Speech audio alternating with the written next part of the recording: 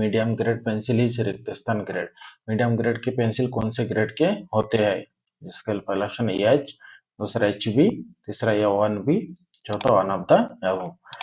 तो जो हमें क्वेश्चन में जो पूछा है कि मीडियम ग्रेड की पेंसिल कौन सा होता है निम्नलिखित में से, तो इसका आंसर है option number B, H B.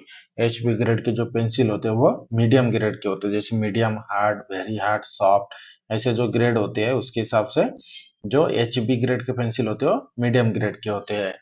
Question, as per I S 1360 and 1989 T3 is to be used for रिक्तस्थान शीट। इंडियन स्टैंडर्ड 1360 1989 के अनुसार T3 का उपयोग किस शीट के लिए किया जाता है? इसके लिए पहला ऑप्शन है A3, दूसरा A0, तीसरा A4, चौथा A1। तो जब इस क्वेश्चन में पूछा गया था कि इंडियन स्टैंडर्ड 1360 या 1989 के अनुसार T3 का उपयोग किस शीट के लिए किया जाता है, तो इसका आंसर है ऑप्शन नंबर A3 साइज के लिए। Question, which of the following is the softest pencil? निम्नलिखित में से सबसे सॉफ्ट पेंसिल कौन सी है? इसके लिए पहला ऑप्शन है 2B, दूसरा 1B, तीसरा HB, चौथा H। तो जो हमें इस क्वेश्चन में पूछा गया था कि निम्नलिखित में से सबसे सॉफ्ट पेंसिल कौन सी है, तो इसका आंसर है option number A 2B। Question, of the two parts of T square, one is the stalk and the other is रिक्त स्थान। टी स्क्वायर के दो भागों में से एक स्टॉक होता है और दूसरा क्या होता है? जिसके लिए पहला ऑप्शन है स्ट्रेट एज, दूसरा एवोनी एज, तीसरा पैरेलल एज, चौथा ब्लेड। तो जो हमें इस क्वेश्चन में पूछा गया था कि टी स्क्वायर के दो भागों में से एक स्टॉक होता है और दूसरा क्या होता है, तो इसका आंसर है ऑप्शन नंबर डी, ब्लेड होता है। Question, lead is not an integral part of रिक्त स्थान पेंसिल। लीड की इस पेंसिल का अभिन्न भाग नहीं है। जिसके लिए पहला ऑप्शन एच ग्रेड के, दूसरा मैकेनिकल पेंसिल के, तीसरा एच बी ग्रेड के, चौथा ऑल ऑफ दिस एबव। तो जो हमें क्वेश्चन में पूछा गया था कि लीड किस पेंसिल का अभिन्न भाग नहीं है, इसका आंसर है option number D, all of this above. Question, Which of the following pencil has the hardest lead? निम्नलिखित में से किस पेंसिल का लीड सबसे हार्ड होता है? इसके लिए पहला ऑप्शन है 2B, दूसरा 1B, तीसरा HB, चौथा H। तो जो हम इस क्वेश्चन में पूछा गया था कि निम्नलिखित में से किस पेंसिल का लीड सबसे हार्ड होता है, इसका आंसर है option number D, H grade के पेंसिल सबसे हार्ड होता है। Question, two parts of a T square are रिक्त स्थान, रिक्त स्थान मतलब टी स्क्वायर के जो दो पार्ट्स होते हैं वो कौन कौन से होते हैं? इसके लिए पहला ऑप्शन स्टॉक और स्ट्रेट एज, दूसरा स्टॉक और ब्लेड, तीसरा वर्टिकल और हॉरिजॉन्टल एज, चौथा हेड और हॉरिजॉन्टल एज। तो जो हमें इस क्वेश्चन में पूछा है कि टी स्क्वायर के दो जो भाग होते हैं वो कौन कौन से होते हैं, तो इसका आंसर है ऑप्शन नंबर बी, स्टॉक और blade. Question, which of the following is the lightest pencil? निम्नलिखित में से सबसे हल्की पेंसिल कौन सी है? जिसके लिए पहला ऑप्शन है एच, दूसरा एच बी, तीसरा बी, चौथा एच 6H। तो जो हमें क्वेश्चन में पूछा गया था कि निम्नलिखित में से सबसे हल्की मतलब लाइटेस्ट पेंसिल कौन सी है, तो इसका आंसर है option number D, 6H। Question, usually mechanical pencil requires greater skill to maintain uniform thickness of line. Which types of lead is required? Mechanical pencil में समान मोटाई की लाइन के लिए किस प्रकार के लीड आवश्यक होती है? इसके लिए पहला ऑप्शन है बी ग्रेड के, दूसरा सी ग्रेड के, तीसरा मैकेनिकल के, चौथा एच बी ग्रेड के। तो जो हमें क्वेश्चन में पूछा गया था कि मैकेनिकल पेंसिल में समान मोटाई की लाइन के लिए किस प्रकार के लीड की आवश्यकता होती है, तो इसका आंसर है option number D, H B grade के। Question, the angle between the stock and working edge of T square should be रिक्त स्थान 90 डिग्री। टी स्क्वायर के स्टॉक और कार्यशील किनारे के बीच का कोण 90 डिग्री रिक्त स्थान होना 90 डिग्री होना चाहिए। मतलब टी स्क्वायर के स्टॉक और कार्यशील किनारे के जो वर्किंग एजेस होते हैं उसके बीच का एंगल 90 डिग्री किस तरीके से होना चाहिए, जो हमें इस क्वेश्चन में पूछा है। इसके लिए पहला ऑप्शन है एग्जैक्टली 90 डिग्री, दूसरा अप्रोक्सीमेटली 90 डिग्री, तीसरा 90 डिग्री से ज्यादा, या फिर चौथा नॉन ऑफ दिस। तो जो हमें क्वेश्चन में पूछा गया था कि टी स्क्वायर के स्टॉक और वर्किंग एजेस के बीच का एंगल 90 डिग्री किस तरीके का होना चाहिए, तो इसका आंसर है ऑप्शन नंबर ए, एग्जैक्टली, मतलब एकदम एग्जैक्ट 90 डिग्री होना चाहिए। जो हमारा टी स्क्वायर के स्टॉक और वर्किंग एजेस होते हैं उनके बीच का एंगल कितना होना चाहिए, 90 degree. Question, which types of pencil usually give uniform thickness of line of longer duration? लंबे समय तक समान मोटाई की लाइन कौन सी पेंसिल देती है? इसके लिए पहला ऑप्शन मैकेनिकल पेंसिल, दूसरा 6H ग्रेड के पेंसिल, तीसरा HB ग्रेड के पेंसिल, चौथा बी ग्रेड के पेंसिल। तो जो हमें क्वेश्चन में पूछा गया था कि लंबे समय तक समान मोटाई की लाइन कौन सी पेंसिल देती है, तो इसका आंसर है option number A, mechanical pencil. Question, instead of keeping so many grade of pencils, it is sufficient to keep the रिक्तस्थान पेंसिल। अधिक पेंसिल ग्रेड रखने के बजाय किन पेंसिलों को रखना पर्याप्त है? इसके लिए पहला option F B, H, 2H, दूसरा एच बी, 2H, तीसरा 6H, एच बी, चौथा एच और बी। क्वेश्चन में जब पूछा गया है कि अधिक पेंसिल ग्रेड रखने के बजाय किन पेंसिलों को रखना पर्याप्त है, तो इसका आंसर है option number B, H B और 2H। Question. For construction line work, the pencil generally used are of रिक्तस्थान ग्रेड। कंस्ट्रक्शन लाइन वर्क के लिए सामान्यतः कौन सी पेंसिल ग्रेड उपयोग की जाती है? इसका लिए पहला ऑप्शन है 2H, दूसरा 3H, तीसरा 4H, चौथा 2H और 3H दोनों भी। तो जो हमें क्वेश्चन में पूछा है कि कंस्ट्रक्शन लाइन के लिए सामान्यतः कौन सी पेंसिल ग्रेड प्रयोग की जाती है, तो इसका आंसर है ऑप्शन नंबर डी, 2H और 3H दोनों का उपयोग किया जाता है कंस्ट्रक्शन लाइन कार्य के लिए। Question, the scale show in the figure, diagram में जो आपको स्केल दिखाई दे रहा है इस स्केल का नाम क्या है? इसके लिए पहला ऑप्शन है ट्रायंगुलर स्केल, दूसरा आइसोमेट्रिक स्केल, तीसरा लीनियर रेड्यूसिंग स्केल, चौथा ट्रायंगुलर स्केल और आइसोमेट्रिक स्केल।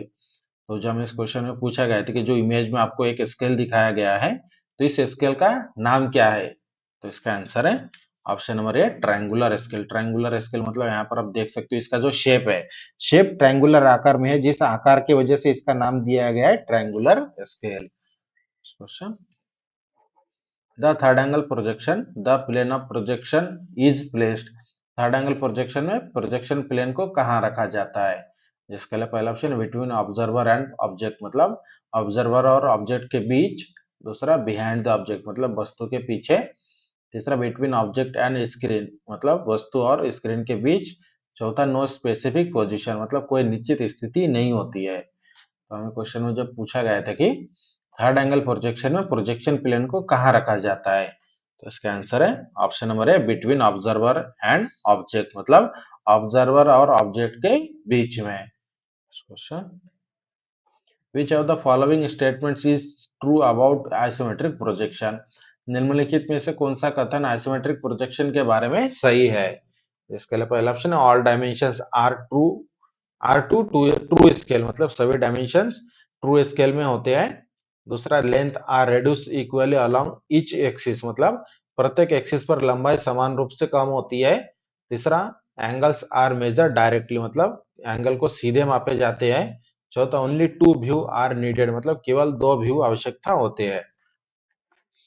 तो जो हमें इस क्वेश्चन में पूछा गया था कि निम्नलिखित में से कौन सा कथन आइसोमेट्रिक प्रोजेक्शन के बारे में सही है, तो इसका आंसर है option number B, length are reduce equally along each axis मतलब प्रत्येक एक्सिस पर लंबाई समान रूप से कम होती है। Question, in orthographic projection views are, orthographic projection में व्यूज कैसे होते हैं? जिसके लिए पहला ऑप्शन है 3D होते हैं, दूसरा 2D, तीसरा पिक्टोरियल या फिर चौथा रियलिस्टिक।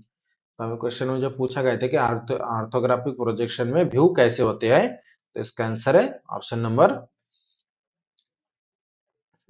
जो ऑर्थोग्राफिक प्रोजेक्शन में व्यू कैसे होते हैं, 2D होते हैं। Question, figure show a pencil known as रिक्तस्थान पेंसिल। तो स्क्रीन के ऊपर जो आपको एक पेंसिल दिखाया गया है तो इस पेंसिल का नाम क्या है, कौन से टाइप्स का पेंसिल है जो आपको पहचानना है इसको देखकर? इसके लिए पहला ऑप्शन है लीड, दूसरा स्टाइलस, तीसरा मैकेनिकल, चौथा ऑल ऑफ दिस। तो हमें जो क्वेश्चन में पूछा गया था कि इमेज में दिखाया गया पेंसिल कौन से टाइप्स का है, इसका आंसर है option number C, mechanical types के पेंसिल है। ये जो आपको दिखाया गया है ये मैकेनिकल पेंसिल है। Question, in the alignment system of dimensioning value should be readable from the alignment dimensioning system में अलाइनिंग सिस्टम में जो डायमेंशंस होते हैं वो नीचे से या किस ओर से पढ़ने योग्य होने चाहिए। तो इसके लिए पहला ऑप्शन है केवल ऊपर से मतलब ओनली टॉप, दूसरा लेफ्ट साइड से, तीसरा बॉटम और राइट हैंड साइड मतलब नीचे या दाई ओर से, चौथा टॉप और लेफ्ट हैंड साइड मतलब ऊपर या बाई ओर से। तो जो हमें इस क्वेश्चन में पूछा गया था कि अलाइन सिस्टम में डायमेंशन नीचे से या किस ओर से पढ़ने योग्य होने चाहिए। तो इसका आंसर है ऑप्शन नंबर सी, बॉटम या फिर राइट हैंड साइड से। Question, where are the dimension values placed in the align system? Align system में डायमेंशन का मान कहाँ रखे जाते हैं? क्वेश्चन में बहुत इंपॉर्टेंट क्वेश्चन इस क्वेश्चन पूछा है कि जो अलाइनमेंट सिस्टम होता है डायमेंशंस के, उसमें वैल्यू जो होते हैं डायमेंशंस की वैल्यू जो होती है वो कहाँ रखे जाती है? तो इसका आंसर है option number B, parallel to the dimension line. हमें क्वेश्चन में क्या पूछा है कि मतलब जो अलाइनमेंट सिस्टम में डायमेंशन को कहाँ रखे जाते हैं, तो डायमेंशंस के लाइन के समांतर रखे जाते हैं। Question, what dimension system is show in the diagram? Diagram में कौन सी डायमेंशन सिस्टम दिखाई गई है? ये जो आपको डायग्राम दिखाया गया है, इस डायग्राम में कौन से टाइप्स के डायमेंशंस है जो आपको पहचानना है, कौन से टाइप्स के डायमेंशंस के सिस्टम्स है। यहाँ पर आप देख सकते हो जो डायमेंशन है, डायमेंशन लाइन के ऊपर जो डायमेंशन लिखा है, कभी बीच में लिखा है इस तरीके से, तो इसे कौन से टाइप्स के डायमेंशन सिस्टम कहा जाता है? इसका पहला ऑप्शन है अलाइन सिस्टम, दूसरा यूनिडायरेक्शनल सिस्टम, तीसरा चेन डायमेंशनिंग, चौथा पैरेलल डायमेंशनिंग।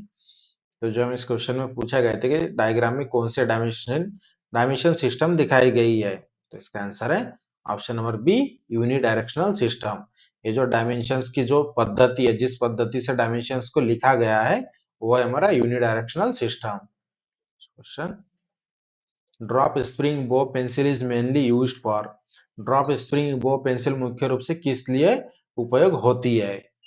जिसके लिए पहला ऑप्शन है ड्राइंग लार्ज सर्कल मतलब बड़े सर्कल बनाने के लिए, दूसरा drawing fine and precise line मतलब सूक्ष्म और सटीक लाइन बनाने के लिए, तीसरा इरेजिंग मिस्टेक्स मतलब गलतियां मिटाने के लिए, चौथा मेजरिंग लेंथ मतलब लंबाई को मापने के लिए। तो जो हमें इस क्वेश्चन में पूछा है कि ड्रॉप स्प्रिंग बो पेंसिल मुख्य रूप से किस लिए प्रयोग की जाती है, तो इसका आंसर है option number B, drawing fine and precise lines मतलब सूक्ष्म और सटीक लाइन बनाने के लिए बो ड्राइंग बो पेंसिल का उपयोग किया जाता है। ड्रॉप स्प्रिंग बो पेंसिल का उपयोग करते हैं।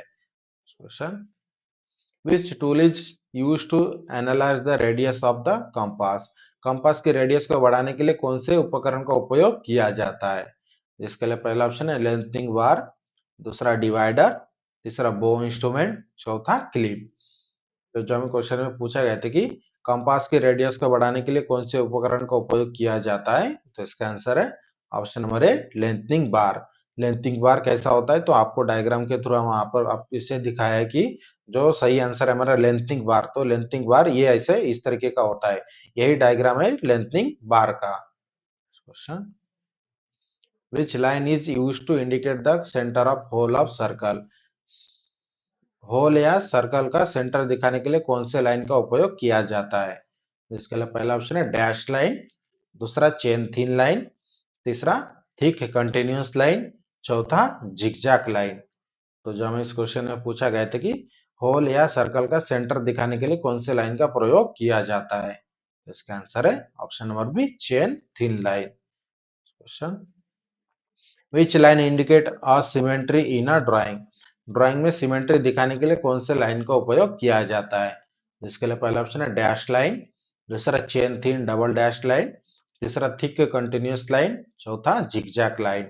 तो जो हमें क्वेश्चन में पूछा गया था कि ड्राइंग में सिमेट्री दिखाने के लिए कौन से लाइन प्रयोग की जाती है, तो इसका आंसर है option number B, chain thin double dash line. Question, what is the untrimmed size of A3 drawing sheet? A3 drawing sheet का अनट्रिम्ड साइज क्या है?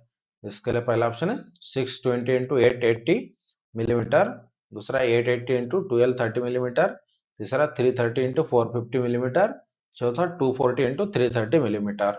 तो जो हमें क्वेश्चन में पूछा गया था कि A3 ड्राइंग शीट का अंतरिम साइज क्या है, तो इसका आंसर है option number C 330 into 450 millimetre. Question, when a drawing is marked as true scale what does is imply। जब किसी ड्राइंग को ट्रू स्केल के रूप में चिन्हित किया जाता है तो इसका क्या तात्पर्य होता है। इसके लिए पहला ऑप्शन है ड्राइंग इज रेड्यूस्ड, मतलब ड्राइंग को छोटा किया गया है। दूसरा, ड्राइंग इज एनलार्ज, मतलब ड्राइंग को बड़ा किया गया है। तीसरा, drawing is in actual size, मतलब ड्राइंग को उसके एक्चुअल साइज में बनाया है। या फिर चौथा, drawing is not to be scale, मतलब ड्राइंग को स्केल में नहीं बनाया। तो जो हमें इस क्वेश्चन में पूछा है कि जब किसी ड्राइंग को ट्रू स्केल के रूप में चिन्हित किया जाता है तो इसका तात्पर्य क्या होता है, तो इसका आंसर है option number C drawing is in actual size, मतलब ड्राइंग को उसके एक्चुअल साइज में बनाया गया है। Question, in a full section view the object is cut. Full section view में वस्तु को कैसे काटा जाता है। इसके लिए पहला ऑप्शन है अलोंग द सेंटर लाइन, मतलब सेंटर लाइन के साथ। दूसरा, डायगोनली। तीसरा, रैंडमली। चौथा, फ्रॉम द बैक, मतलब पीछे से। तो जो हमें इस क्वेश्चन में पूछा गया था कि फुल सेक्शन व्यू में वस्तु को कैसे काटा जाता है, तो इसका आंसर है option number a along the centre line, मतलब सेंटर लाइन के साथ। Question, which section type uses a zigzag cutting line. किस प्रकार के सेक्शन में जिगजैग कटिंग लाइन का उपयोग होता है। इसके लिए पहला ऑप्शन है हाफ सेक्शन। दूसरा, रिवॉल्व सेक्शन। तीसरा, रिमूव सेक्शन। चौथा, offset section.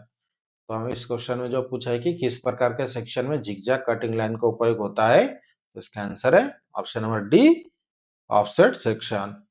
Question, isometric drawing are mainly used for. Isometric drawing का मुख्य उपयोग किसके लिए किया जाता है। जिसके लिए पहला ऑप्शन है ब्लूप्रिंट क्रिएशन के लिए। दूसरा, पार्ट कोडिंग के लिए। तीसरा ऑप्शन है विजुअलाइजिंग 3D शेप्स, मतलब 3D शेप्स दिखाने के लिए। या फिर चौथा, मटेरियल टेस्टिंग के लिए। तो हमें जो क्वेश्चन में पूछा गया था कि आइसोमेट्रिक ड्राइंग का मुख्य उपयोग किसके लिए किया जाता है, तो इसका आंसर है option number C visualizing 3D shapes को, मतलब 3D शेप्स को देखने के लिए। Two types of single stroke letters are. Single stroke letter के दो प्रकार कौन कौन से है। इसके लिए पहला ऑप्शन है वर्टिकल। दूसरा, हॉरिजेंटल। तीसरा, इंक्लाइंड। चौथा, ऑप्शन नंबर ए और ऑप्शन नंबर सी। तो हमें क्वेश्चन में जो पूछा गया था कि सिंगल स्ट्रोक लेटर के दो प्रकार कौन कौन से है, तो इसका आंसर है ऑप्शन नंबर डी, ऑप्शन मतलब वर्टिकल और इंक्लाइन, ए और सी। मतलब जो सिंगल स्ट्रोक लेटर होते हैं इसके दो प्रकार कौन कौन से है, एक है वर्टिकल, दूसरा होता है incline. Question, lettering style B is design as. Lettering style B को किस रूप में निर्दिष्ट किया जाता है। जिसके लिए पहला ऑप्शन है h डिवाइडेड बाय 10। दूसरा, h डिवाइडेड बाय 14। तीसरा, h डिवाइडेड बाय 11। चौथा, h डिवाइडेड बाय 12। तो जो हमें इस क्वेश्चन में पूछा गया था कि लेटरिंग स्टाइल बी को किस रूप में निर्दिष्ट किया गया है, तो इसका आंसर है option number C h divided by 11। Lower case letter are usually used in रिक्त स्थान ड्राइंग। छोटे अक्षरों का उपयोग आमतौर पर किस प्रकार की ड्राइंग में किया जाता है। जिसके लिए पहला ऑप्शन है मैकेनिकल। दूसरा, आर्किटेक्चरल। तीसरा, इलेक्ट्रिकल। चौथा, प्रोसेस। तो जो हमें इस क्वेश्चन में पूछा गया था कि छोटे अक्षरों का उपयोग आमतौर पर किस प्रकार की ड्राइंग में किया जाता है, तो इसका आंसर है ऑप्शन नंबर बी आर्किटेक्चरल में। Question, in gothic lettering I is written in. Gothic letter में आई किस अनुपात में लिखा जाता है, मतलब इसका रेशो क्या होता है, जो हमें इस क्वेश्चन में पूछा है। तो इसके लिए पहला ऑप्शन है 7:4। दूसरा, 7:3। तीसरा, 7:1। चौथा, 7:5। तो जो हमें क्वेश्चन में पूछा गया था कि गोथिक लेटर में आई किस अनुपात में लिखा जाता है, तो इसका आंसर है ऑप्शन नंबर सी 7:1 में। Question, the size of letter is described by its. Letter का साइज किससे वर्णित किया जाता है। इसके लिए पहला ऑप्शन है स्टाइल ऑफ राइटिंग, मतलब लिखने की शैली से। दूसरा, विड्थ से। तीसरा, हाइट से। चौथा, ऑल ऑफ दिस अबव, मतलब उपरोक्त सभी। तो जो हमें इस क्वेश्चन में पूछा गया था कि जो लेटर्स होते हैं तो लेटर का आकार किससे वर्णित किया जाता है, तो इसका आंसर है ऑप्शन नंबर सी हाइट से। Next question, the inclined single stroke letters lean to the right, the slope being रेक्टेस्थान विद द हॉरिजॉन्टल। तिरछे सिंगल स्ट्रोक लेटर दाहिने झुकते हैं, झुकाव हॉरिजॉन्टल के साथ रिक्त स्थान होता है, मतलब कितना डिग्री होता है झुकाव, वो हम इस क्वेश्चन में पूछा है। जो इंक्लाइन सिंगल स्ट्रोक लेटर्स होते हैं जो राइट साइड में झुके हुए होते हैं, तो उस जो राइट साइड में हॉरिजॉन्टली झुके हुए होते हैं, तो कितने डिग्री में झुके हुए होते हैं, जो हम इस क्वेश्चन में पूछा है। तो इसके लिए पहला ऑप्शन 45 डिग्री, दूसरा 60 डिग्री, तीसरा 75 डिग्री, चौथा 75 से 80 डिग्री। तो जो हम इस क्वेश्चन में पूछा है कि जो इंक्लाइन सिंगल स्ट्रोक लेटर्स होते हैं जो राइट साइड में झुके होते हैं, उसका जो हॉरिजॉन्टल पोजीशन में जो झुके होते हैं तो उसका एंगल कितना होता है। तो इसका आंसर है ऑप्शन नंबर डी, 75 डिग्री से 80 degree. Next question, lettering is usually done it, lettering आमतौर पर किस प्रकार की अक्षरों में की जाती है। जिसके लिए पहला ऑप्शन है कैपिटल लेटर, दूसरा स्मॉल लेटर, तीसरा हॉरिजॉन्टल लेटर, चौथा नॉन ऑफ दिस। तो जो हमें क्वेश्चन में पूछा गया था कि लेटरिंग आमतौर पर किस प्रकार की अक्षरों में की जाती है, तो इसका आंसर है option number A, capital letters. In 7:4 block letters, the ratio between the height and width of letters is 7:4 block letter में लेटर की ऊंचाई और चौड़ाई का अनुपात क्या है। इसके लिए पहला ऑप्शन है 4:7, दूसरा 7:4, तीसरा 11:4, चौथा नॉन ऑफ दिस। तो जो हमें इस क्वेश्चन में पूछा गया है कि 7:4 ब्लॉक लेटर्स में लेटर्स की ऊंचाई और चौड़ाई का अनुपात क्या है। इसका आंसर है option number B, 7:4। Lettering style A is design as, lettering style A को किस रूप में निर्दिष्ट किया जाता है। इसके लिए पहला ऑप्शन h/10, दूसरा h/14, तीसरा h/11, चौथा h/12।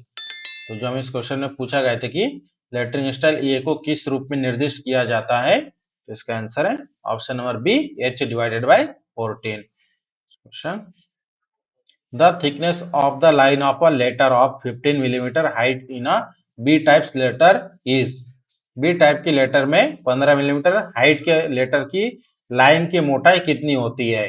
इसके लिए पहला ऑप्शन है 1 मिलीमीटर, दूसरा 1.5 मिलीमीटर, तीसरा 1.25 मिलीमीटर, चौथा 2 मिलीमीटर। तो जो हमें इस क्वेश्चन में पूछा गया था कि बी टाइप्स की लेटरिंग में 15 मिलीमीटर हाइट के लेटर के लाइन की मोटाई कितनी होती है। तो इसका आंसर है option number B, 1.5 millimetre. Question, which of the following is not a solid of revolution, निम्नलिखित में से कौन सा सॉलिड रिवॉल्यूशन का ठोस नहीं है। इसके लिए पहला ऑप्शन है स्फीयर, दूसरा कोन, तीसरा प्रिज्म, चौथा सिलेंडर। तो जो हमें क्वेश्चन में पूछा गया था कि विच of the following is not a solid of revolution, मतलब रिवॉल्यूशन का कौन सा सॉलिड नहीं है निम्नलिखित में से। तो इसका आंसर है option number C, prism. Question, in pentagon prism how many rectangular faces have the same area, pentagon prism में कितने आयताकार सरफेस समान क्षेत्रफल वाली होती है। इसके लिए पहला ऑप्शन है 7, दूसरा 5, तीसरा 2, चौथा नॉन। तो जो हमें क्वेश्चन में पूछा गया था कि पेंटागोनल प्रिज्म में कितने आयताकार सरफेस समान क्षेत्रफल वाले होते हैं। तो इसका आंसर है option number B, 5। Question, a dimension is a rectangle which together with units indicates the size of specific features on component, dimension क्या है जो इकाइयों के साथ किसी घटक के विशिष्ट फीचर्स का साइज दिखाता है। जिसके लिए पहला ऑप्शन है नंबर, दूसरा एरो, तीसरा डिस्क्रिप्शन, चौथा नॉन ऑफ दिस है, वो मतलब इनमें से कोई नहीं। तो जो हम इस क्वेश्चन में पूछा गया था कि जो इकाइयों के साथ किसी घटक के विशिष्ट फीचर्स का साइज दिखाता है उसे क्या कहते हैं। तो इसका आंसर मतलब डायमेंशन क्या है जो इकाइयों के साथ किसी घटक के विशिष्ट फीचर्स का साइज दिखाता है। तो इसका आंसर है option number A, number. Question, a cylinder is made by revolving a vertical side of a, question में हमें क्या पूछा है कि एक बेलन किसी एक बेलन किसके किसी लंबवत पक्ष को घुमाकर बनाया जाता है? जिसके लिए पहला ऑप्शन है ट्रायंगल, दूसरा रेक्टेंगल, तीसरा सर्कल, चौथा नॉन। तो जो हमें इस क्वेश्चन में पूछा गया था कि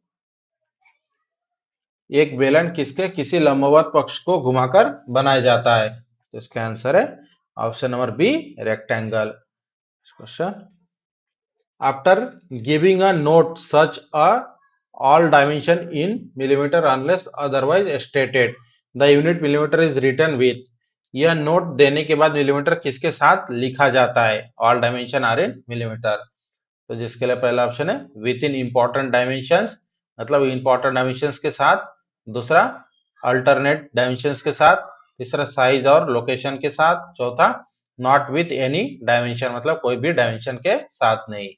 तो जो हमें क्वेश्चन में पूछा गया था कि all dimension are in millimetre, यह नोट देने के बाद मिलीमीटर किसके साथ लिखा जाता है? तो इसका आंसर है option number D, did not with any dimension. अगर हम डायग्राम को ड्रॉ करने के बाद नोट में हम लिखते हैं all dimension are in millimetre, तो ये लिखने के बाद हमें कोई भी डायमेंशंस के साथ यूनिट दिखाने की जरूरत नहीं पड़ती है। यूनिट मतलब जैसे मिलीमीटर, सेंटीमीटर, तो ऐसे दिखाने की जरूरत नहीं पड़ती है अगर हम सिर्फ नोट में all dimension are in millimetre लिखते हैं तो।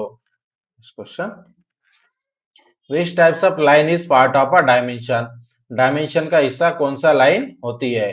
जिसके लिए पहला ऑप्शन ब्रेक लाइन, दूसरा पैंटम लाइन, तीसरा एक्सटेंशन लाइन, चौथा कटिंग प्लेन लाइन। तो जो हमें क्वेश्चन में पूछा गया था कि डायमेंशन का हिस्सा कौन सा लाइन होती है, कौन सी लाइन होती है, तो इसका आंसर है option number C, extension line. Question, the primary unit of measurement for engineering drawing and design in the mechanical industry is, तो जो हमें क्वेश्चन में पूछा है कि यांत्रिक उपयोग में प्रमुख माप इकाई कौन सी है? जिसके लिए पहला ऑप्शन है मीटर, दूसरा मीटर, तीसरा मिलीमीटर, चौथा सेंटीमीटर। तो जो हमें क्वेश्चन में पूछा है कि यांत्रिक उपयोग में प्रमुख माप यूनिट कौन सी होती है, तो इसका आंसर है option number C, millimetre. Question, A closed cylinder has रेक्टेस्थन कर्व एंड प्लेन सरफेस, एक बंद बेलन में कितनी तिरछी और समतल सतह होती है? जिसके लिए पहला ऑप्शन है 2, दूसरा 3, तीसरा 1, चौथा 4। तो हमें क्वेश्चन में जो पूछा गया है कि एक बंद बेलन में कितने तिरछी और समतल सतह होते हैं, तो इसका आंसर है ऑप्शन नंबर ए, 2 टाइप्स के। Question, a right angle triangle has perpendicular side of 50 millimeter and 120 millimeter. To obtain a cone of height 120 millimeter, the angle should be revolved about which side? 120 millimetre ऊंचाई के कोण हेतु त्रिभुज किस भुजा के चारों ओर घुमाएंगे? इसके लिए पहला ऑप्शन है 120 मिलीमीटर, दूसरा 170 मिलीमीटर, तीसरा 50 मिलीमीटर, चौथा 70 मिलीमीटर। तो जो हमें क्वेश्चन में पूछा गया था कि 120 मिलीमीटर ऊंचाई के कोण हेतु ट्रायंगल किस भुजा के चारों ओर घुमाएंगे, तो इसका आंसर है ऑप्शन नंबर ए, 120 मिलीमीटर। जब एक समकोण त्रिभुज को उसकी एक लंबवत भुजा मतलब परपेंडिकुलर साइड के चारों ओर घुमाया जाता है तो वह भुजा शंकु की ऊंचाई बन जाती है और दूसरी लंबवत भुजा शंकु की रेडियस बन जाती है। Question, the number of dimensions varies according to the different purpose of drawing, there these are, dimension की संख्या ड्राइंग के उद्देश्य पर निर्भर करती है। इसके लिए पहला ऑप्शन मैन्युफैक्चरर, दूसरा इंस्पेक्शन, तीसरा फंक्शन, चौथा ऑल ऑफ दिस। तो जब हमें क्वेश्चन में पूछा है कि डायमेंशन की संख्या ड्राइंग के उद्देश्य पर निर्भर करती है, तो इसका आंसर है option number D, all of this. Question, a solid square prism has been cut by a plane parallel to its base. How many plane surface does the remaining portion of the prism have now? एक solid square prism को base के समांतर काटा गया, अब कितनी समांतर surface है उसमें? इसके लिए पहला ऑप्शन है 2, दूसरा 5, तीसरा 6, चौथा 8। तो जो हमें क्वेश्चन में पूछा है कि एक सॉलिड स्क्वायर प्रिज्म को बेस के आधार समांतर काटा गया, अब कितनी समांतर सरफेस है उसमें? तो इसका आंसर है option number B, 5। Next question, an irregular hexagonal prism has रिक्तस्थान फेसेस, एक नियमित एक अनियमित षटभुज प्रिज्म में कितने सतह होते हैं? इसके लिए पहला ऑप्शन है 6, दूसरा 8, तीसरा 12, चौथा 14। तो जो हमें क्वेश्चन में पूछा गया था कि एक अनियमित षटभुज प्रिज्म में कितने सरफेस होती है, तो इसका आंसर है ऑप्शन नंबर बी 8।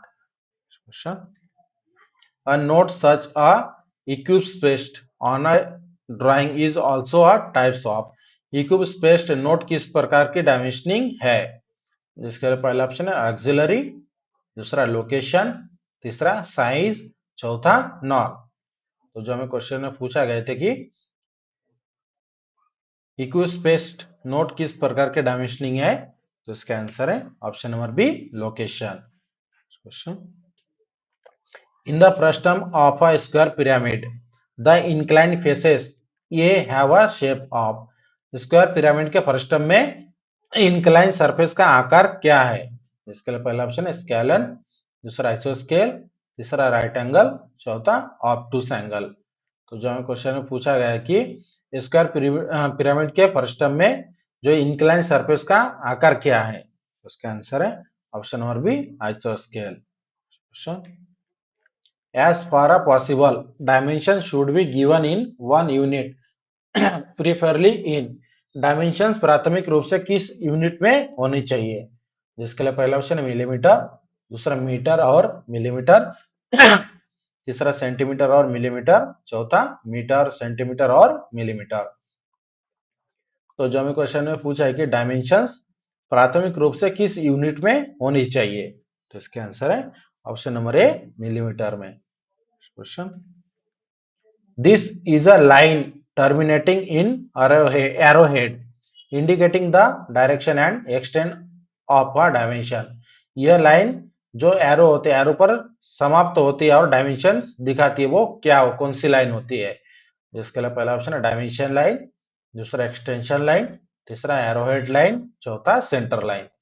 तो जो हमें क्वेश्चन में पूछा गया था कि यह लाइन एरोहेड पर समाप्त होती है और डायमेंशंस को दिखाती है, तो वह कौन सी लाइन है?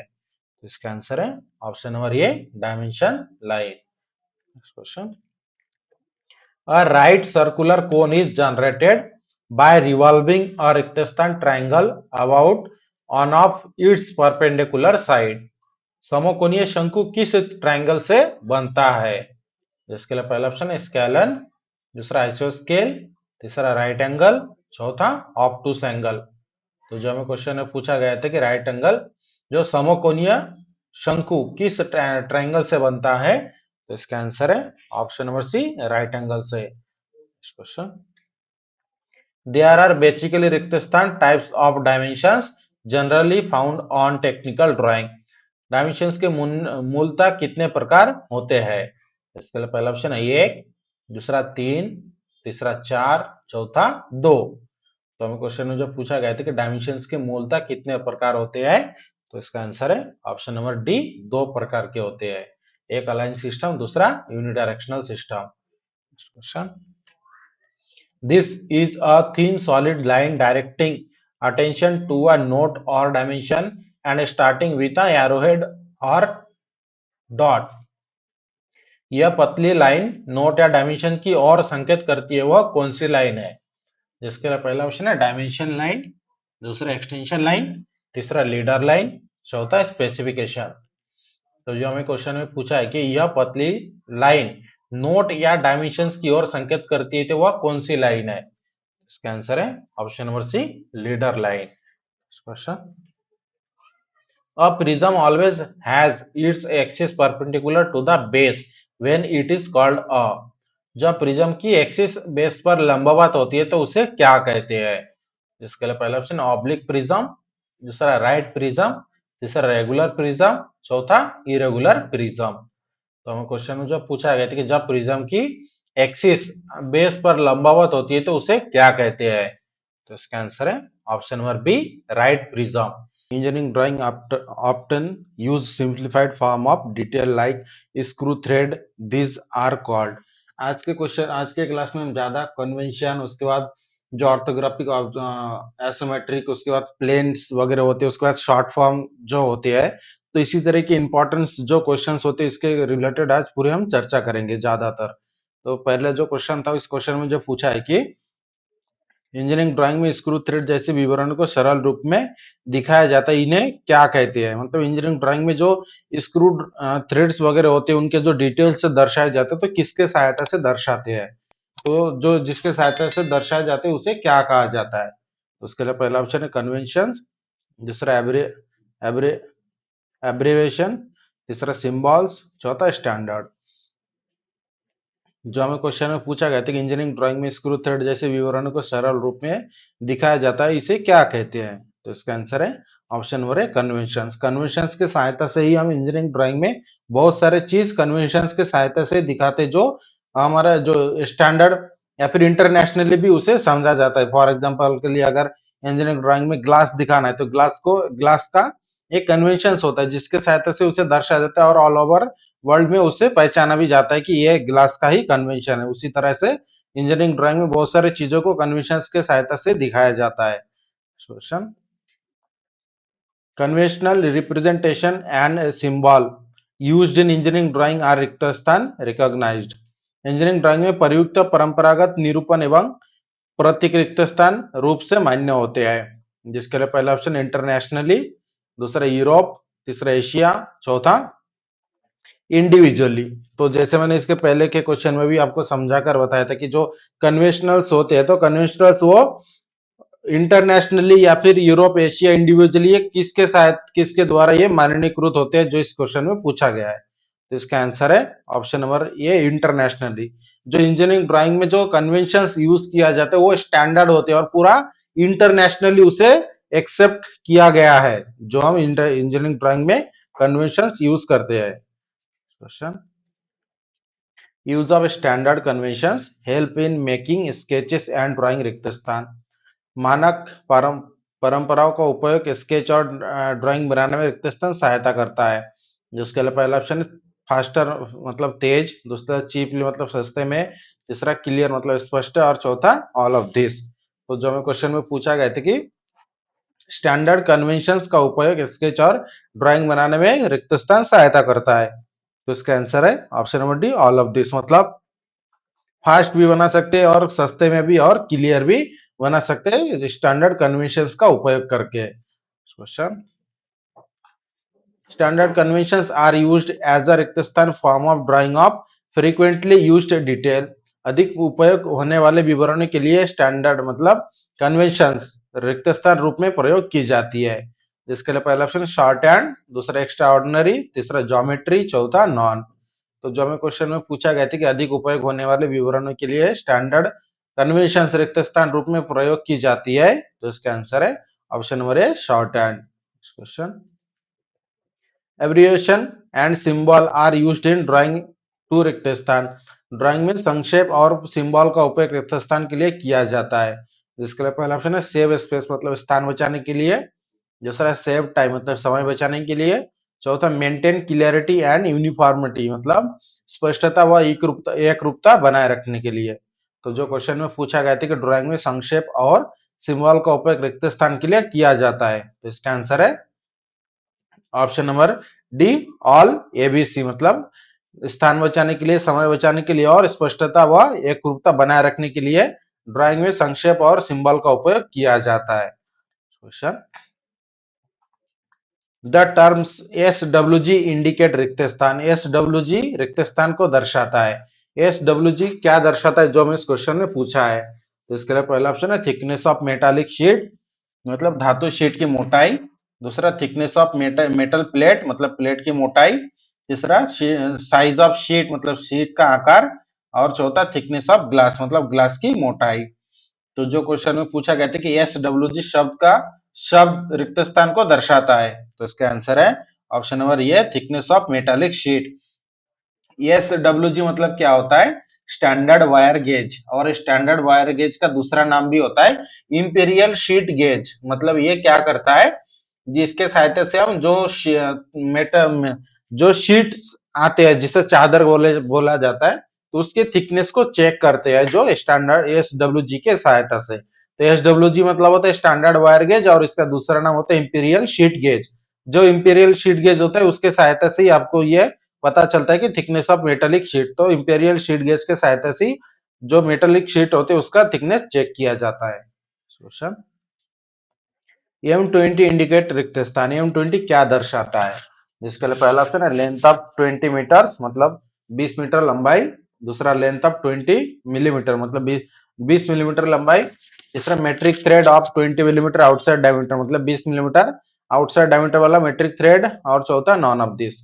तो क्वेश्चन में जो पूछा गया था कि M20 क्या दर्शाता है, तो इसका आंसर है option number C, metric thread of 20 millimetre outside diameter, मतलब 20 मिलीमीटर आउटसाइड डायमीटर का मेट्रिक थ्रेड। M20 मतलब वही होता है।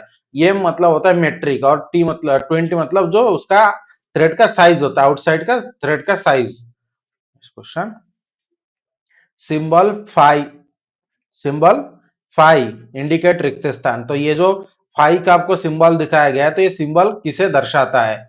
जिसके लिए पहला ऑप्शन है डायमीटर, दूसरा रेडियस, तीसरा नॉट अ सर्कल, चौथा नॉन।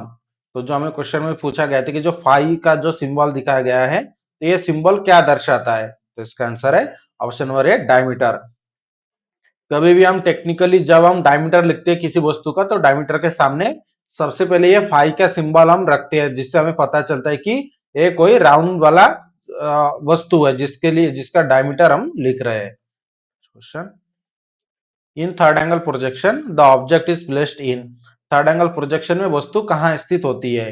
जिसके लिए पहला ऑप्शन है फर्स्ट क्वाड्रेंट में, दूसरा सेकंड क्वाड्रेंट में, तीसरा थर्ड क्वाड्रेंट में, या फिर चौथा फोर्थ क्वाड्रेंट में। तो क्वेश्चन में जो पूछा है कि थर्ड एंगल प्रोजेक्शन में वस्तु कहाँ स्थित होती है, तो इसका आंसर है ऑप्शन नंबर है फर्स्ट क्वाड्रेंट में। Question, A sphere of 50 millimeter diameter is written as रिक्त स्थान। 50 मिलीमीटर व्यास वाले गोले को कैसे लिखा जाता है? इसके लिए पहला ऑप्शन है स्पेयर 50, दूसरा यस 55, तीसरा ऑप्शन है यस 550, चौथा ऑप्शन है 55 यस। ये 5 मतलब ये सिंबल, जो 5 मैं बोल रहा हूँ, ये 5 का मीनिंग यही सिंबल होता है। तो क्वेश्चन में जो पूछा गया कि अगर 50 मिलीमीटर डायमीटर वाले स्पेयर को हमें दिखाना है, तो कैसे लिखकर दिखाएंगे? तो इसका आंसर है option number C, S 550। S मतलब होता है स्पेयर, 5 मतलब होता है डायमीटर, और उसका साइज कितना है 50। Question, in electrical engineering phi is use to denote रिक्त स्थान। इलेक्ट्रिकल इंजीनियरिंग में फाई किसे दर्शाता है? इसके लिए पहला ऑप्शन है वायर डायमीटर, दूसरा फेस, तीसरा एसी और डीसी, चौथा नॉन। तो जो हमें क्वेश्चन में पूछा गया था कि इलेक्ट्रिकल इंजीनियरिंग में फाई ये सिंबल किसे दर्शाता है, तो इसका आंसर है ऑप्शन नंबर बी, फेस को। Question, TPI stand for. TPI का फुल फॉर्म क्या होता है? इंजीनियरिंग ड्राइंग में टीपीआई का फुल फॉर्म क्या होता है? तो इसके लिए पहला ऑप्शन है टेपर पर इंच, दूसरा थ्रेड पर इंच, तीसरा टीथ पर इंच, चौथा नॉन। तो जो हमें क्वेश्चन में पूछा गया था कि टीपीआई का फुल फॉर्म क्या होता है, तो इसका आंसर है option number B, thread per inch. Question, radius of a circle should be placed preceded by रिक्त स्थान। सर्कल के रेडियस से पहले कौन सा सिंबल लगाया जाता है? मतलब कोई जो सर्कल है उसका अगर हमें रेडियस दर्शाना है, तो उसके पहले कौन सा हम शब्द लगाकर उसे दर्शाते हैं? जिसके लिए पहला ऑप्शन है सी आर, दूसरा आर, तीसरा आर ए डी, चौथा पाई बाय 2।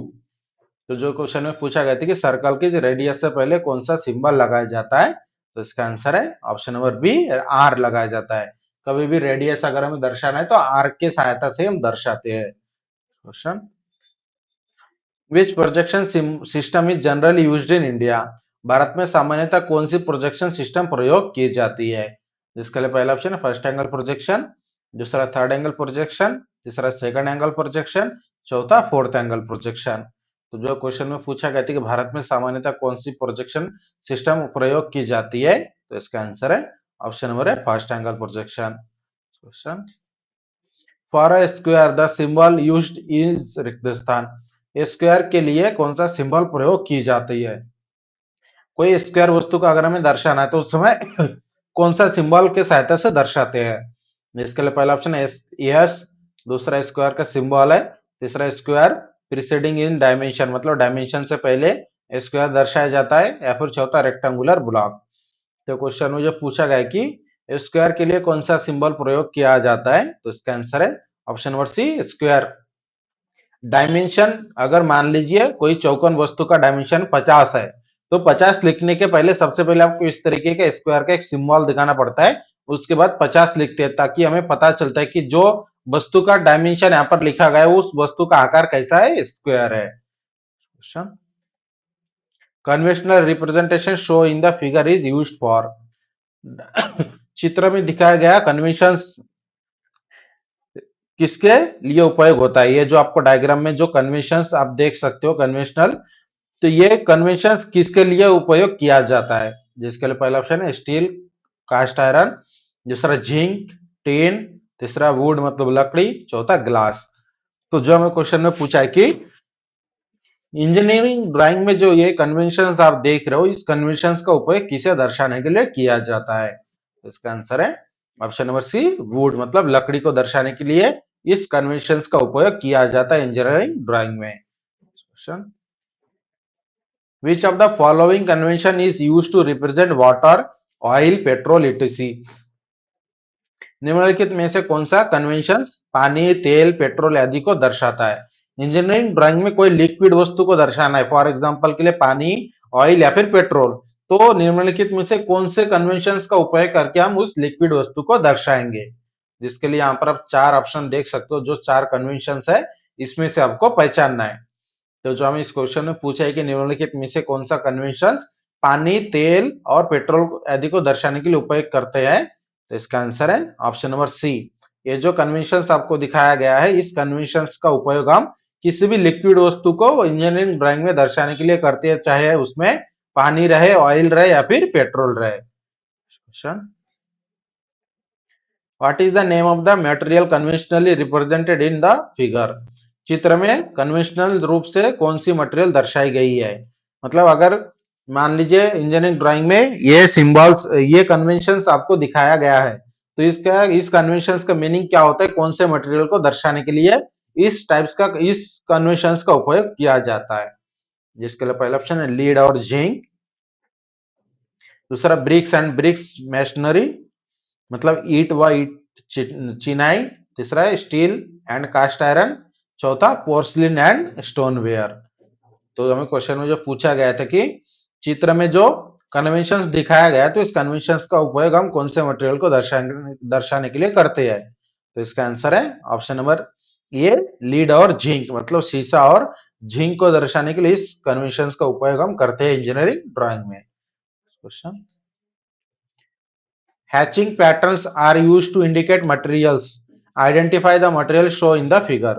तो जो हैचिंग लाइन के सहायता से जो कन्वेंशन यहाँ पर दिखाया गया है, तो इसका इस कन्वेंशन का उपयोग इंजीनियरिंग ड्राइंग में कौन से मटेरियल को दर्शाने के लिए करते हैं?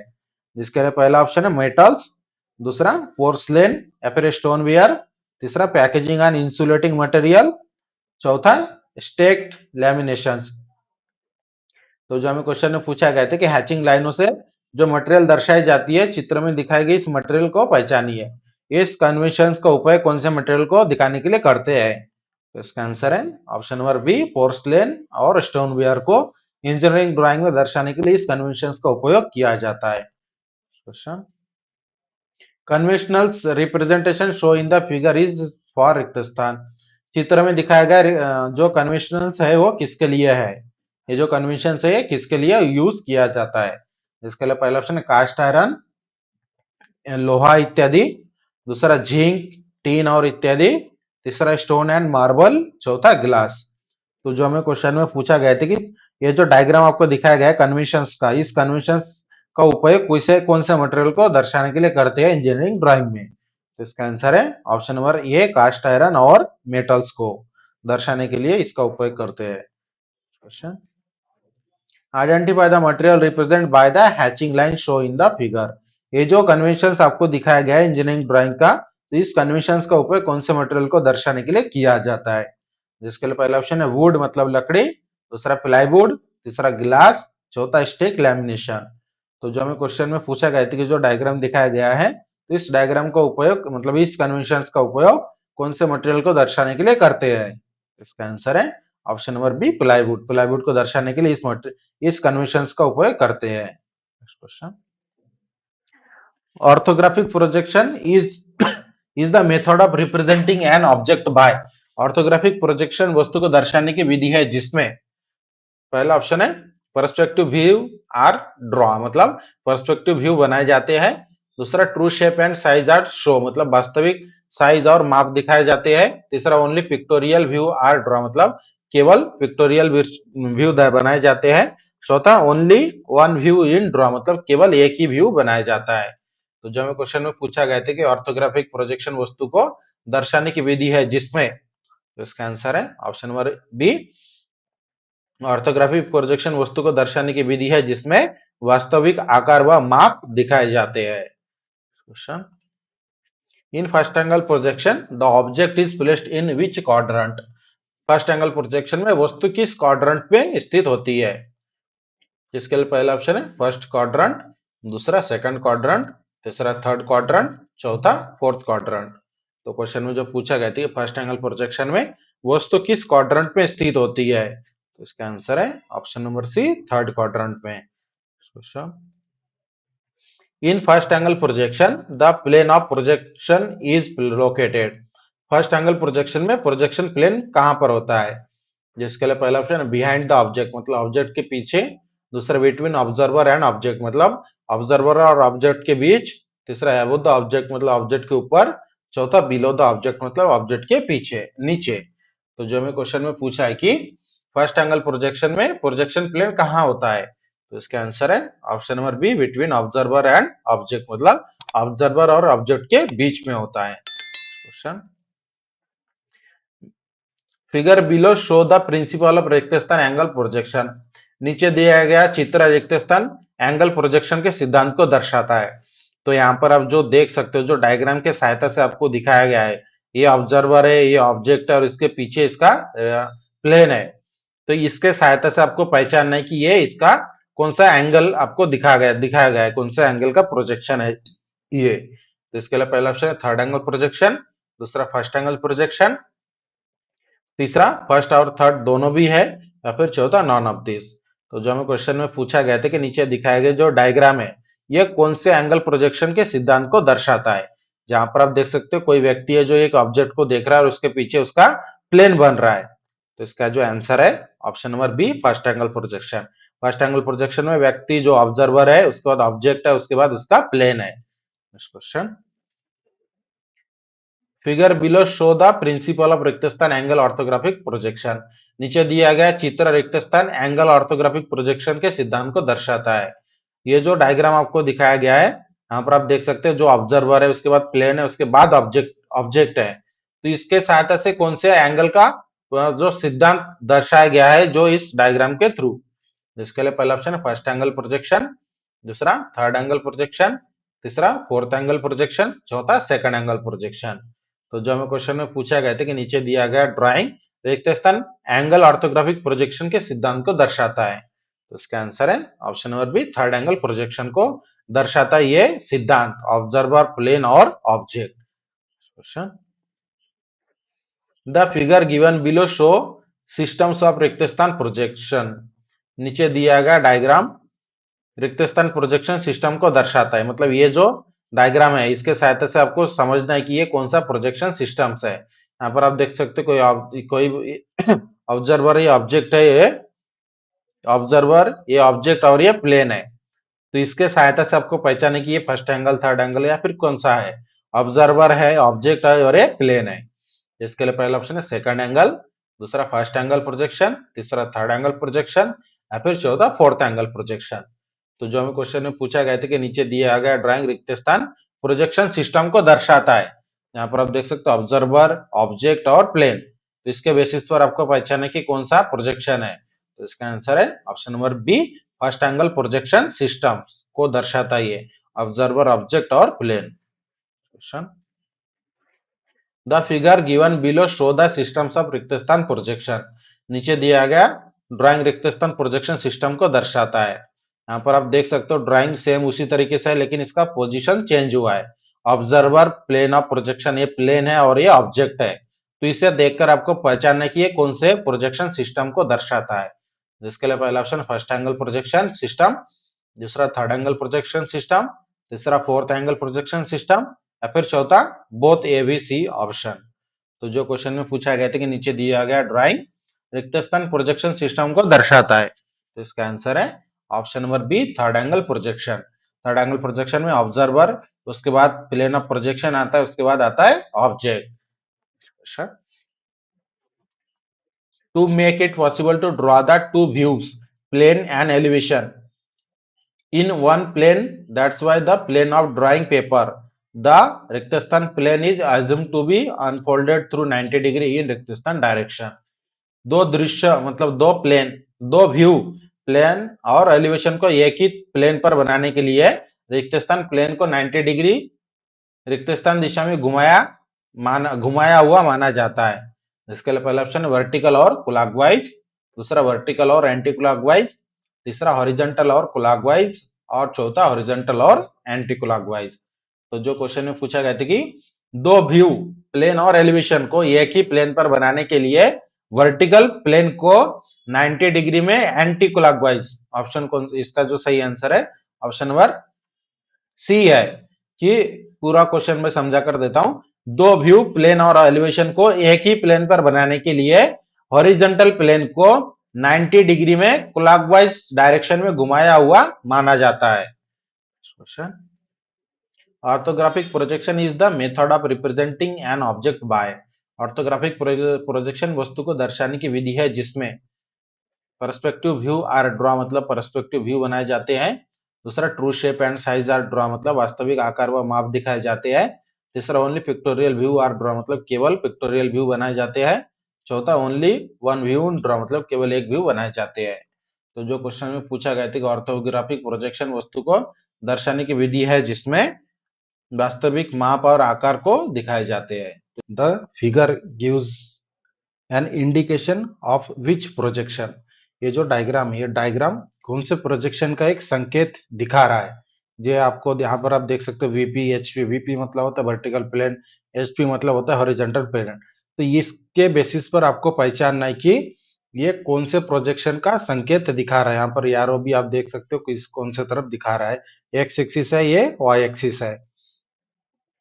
इसके लिए पहला ऑप्शन है फर्स्ट एंगल प्रोजेक्शन, दूसरा सेकंड एंगल प्रोजेक्शन, तीसरा थर्ड एंगल प्रोजेक्शन, चौथा फोर्थ एंगल प्रोजेक्शन। तो जो हमें क्वेश्चन में पूछा गया था कि दिखाए गए ड्राइंग किस प्रोजेक्शन का संकेत दे रहा है, जो इस डायग्राम को आपको देखने के बाद आपको पता चलेगा। तो इसका आंसर है ऑप्शन नंबर है फर्स्ट एंगल प्रोजेक्शन का ये फर्स्ट एंगल प्रोजेक्शन को ये दिखाता है। अभी जब आपने इंजीनियरिंग ड्राइंग के क्लासेस किए होंगे उस समय जो स्टार्टिंग में जैसे और जो हमारा एसिमेट्रिक ऑर्थोग्राफिक प्रोजेक्शन का जब स्टार्ट होता है तो उस समय पूरा ये वाला फुल डायग्राम से समझाया जाता है कि हॉरिजॉन्टल प्लेन, वर्टिकल प्लेन, उसके बाद first angle, third angle, first quadrant, third quadrant, ये पूरा समझा कर बताया जाता है। तो इस डायग्राम के बेसिस के ऊपर से question, the figure gives an indication of which types of projection. यह डायग्राम को भी देखकर आपको पहचाने की ये कौन से प्रोजेक्शन का संकेत दिखा रहा है। यहाँ पर आप देख सकते हो वर्टिकल प्लेन नीचे की तरफ, हॉरिजॉन्टल प्लेन ऊपर है, उसके बाद ये 90 डिग्री में ये रोटेट हो रहा है। तो इसके बेसिस पर आपको पहचानने की कौन से टाइप्स का ये प्रोजेक्शन का सिंबल मतलब संकेत है। पहला ऑप्शन है फर्स्ट एंगल प्रोजेक्शन, दूसरा सेकंड एंगल प्रोजेक्शन, तीसरा थर्ड एंगल प्रोजेक्शन, चौथा फोर्थ एंगल प्रोजेक्शन। तो जो हमें इस क्वेश्चन में पूछा गया था कि जो हमारा डायग्राम है, डायग्राम किस प्रकार के प्रोजेक्शन का संकेत देता है, तो इसका आंसर है option number C, third angle projection का। Question, in first angle projection the plane view is always. First angle projection में प्लेन व्यू हमेशा कहाँ होता है। इसके लिए पहला option below the front view मतलब फ्रंट व्यू के नीचे, दूसरा एबो द फ्रंट व्यू मतलब फ्रंट व्यू के ऊपर, तीसरा side of the front view मतलब फ्रंट व्यू के बगल में, या फिर चौथा एनीवेयर मतलब कहीं भी। तो जो क्वेश्चन में पूछा गया था कि फर्स्ट एंगल प्रोजेक्शन में प्लेन व्यू कहाँ हमेशा कहाँ होता है, तो इसका आंसर है option number A, below the front view मतलब फ्रंट व्यू के नीचे। जो हमारा प्लान व्यू होता है वो फ्रंट व्यू के नीचे होता है फर्स्ट एंगल प्रोजेक्शन में। प्लान व्यू मतलब होता है टॉप व्यू, तो टॉप व्यू फर्स्ट एंगल में फ्रंट व्यू के नीचे ही होता है। Question, in third angle projection the plan view is always. Third angle projection में प्लान व्यू हमेशा कहाँ होता है। इसके लिए पहला ऑप्शन है बिलो द फ्रंट व्यू, दूसरा एबो द फ्रंट व्यू, तीसरा साइड में, या फिर चौथा एनी ऑफ दिस। तो जो क्वेश्चन में पूछा गया था कि थर्ड एंगल प्रोजेक्शन में प्लान व्यू कहाँ होता है हमेशा? तो इसका आंसर है option number B, above the front view. Third angle projection में जो हमारा प्लान व्यू, मतलब इसे टॉप व्यू कहा जाता है, तो टॉप व्यू हमेशा फ्रंट व्यू के ऊपर ही होता है थर्ड एंगल प्रोजेक्शन में। In first angle projection, to obtain right side view, the auxiliary view is assumed to be on. First angle projection में राइट साइड व्यू प्राप्त करने के लिए सहायक मतलब वीपी वर्टिकल प्लेन कहाँ माना जाता है? इसके लिए पहला ऑप्शन है right side of object and या वो एक्स वाई लाइन वस्तु के दाहिने और एक्स वाई एक्सिस लाइन के ऊपर। दूसरा ऑप्शन है left side of object and above X Y line, मतलब वस्तु के बाई साइड और एक्स वाई एक्सिस लाइन के ऊपर। तीसरा ऑप्शन है एनी ऑफ ए या फिर बी, मतलब ऑप्शन ए या फिर बी कोई भी, या फिर चौथा ऑप्शन है नॉन ऑफ दिस। तो हमें क्वेश्चन में जो पूछा गया था, फर्स्ट एंगल प्रोजेक्शन में राइट साइड व्यू प्राप्त करने के लिए सहायक वर्टिकल प्लेन कहाँ माना जाता है? तो इसका आंसर है option number B, left side of the object and above X Y line, वस्तु के बाएं ओर और एक्स वाई लाइन के ऊपर। Question, in third angle projection, if auxiliary vertical plane is placed to the right of the object and below the reference line, the view is called। Third angle projection में यदि auxiliary view वस्तु के दाईं ओर और reference line के नीचे रखा जाए तो व्यू को क्या कहा जाता है? इसके लिए पहला ऑप्शन है राइट साइड व्यू, दूसरा पहला ऑप्शन है लेफ्ट साइड व्यू, दूसरा राइट साइड व्यू, तीसरा बॉटम व्यू, चौथा टॉप व्यू। तो जो हमें क्वेश्चन में पूछा गया था कि थर्ड एंगल प्रोजेक्शन में यदि ऑक्सिलरी वर्टिकल प्लेन वस्तु के दाईं और रेफरेंस लाइन के नीचे रखा जाए तो व्यू को क्या कहा जाता है? तो इसका आंसर है ऑप्शन नंबर है left side view. Question, in first angle projection the left hand side view is always. First angle projection में लेफ्ट हैंड साइड व्यू हमेशा कहां पर होता है? जिसके लिए पहला ऑप्शन है side view of front, right side of front view, मतलब फ्रंट व्यू के राइट साइड में। दूसरा अबोव द फ्रंट व्यू, मतलब फ्रंट व्यू के ऊपर। तीसरा left side of front view, मतलब फ्रंट व्यू के लेफ्ट साइड। चौथा non.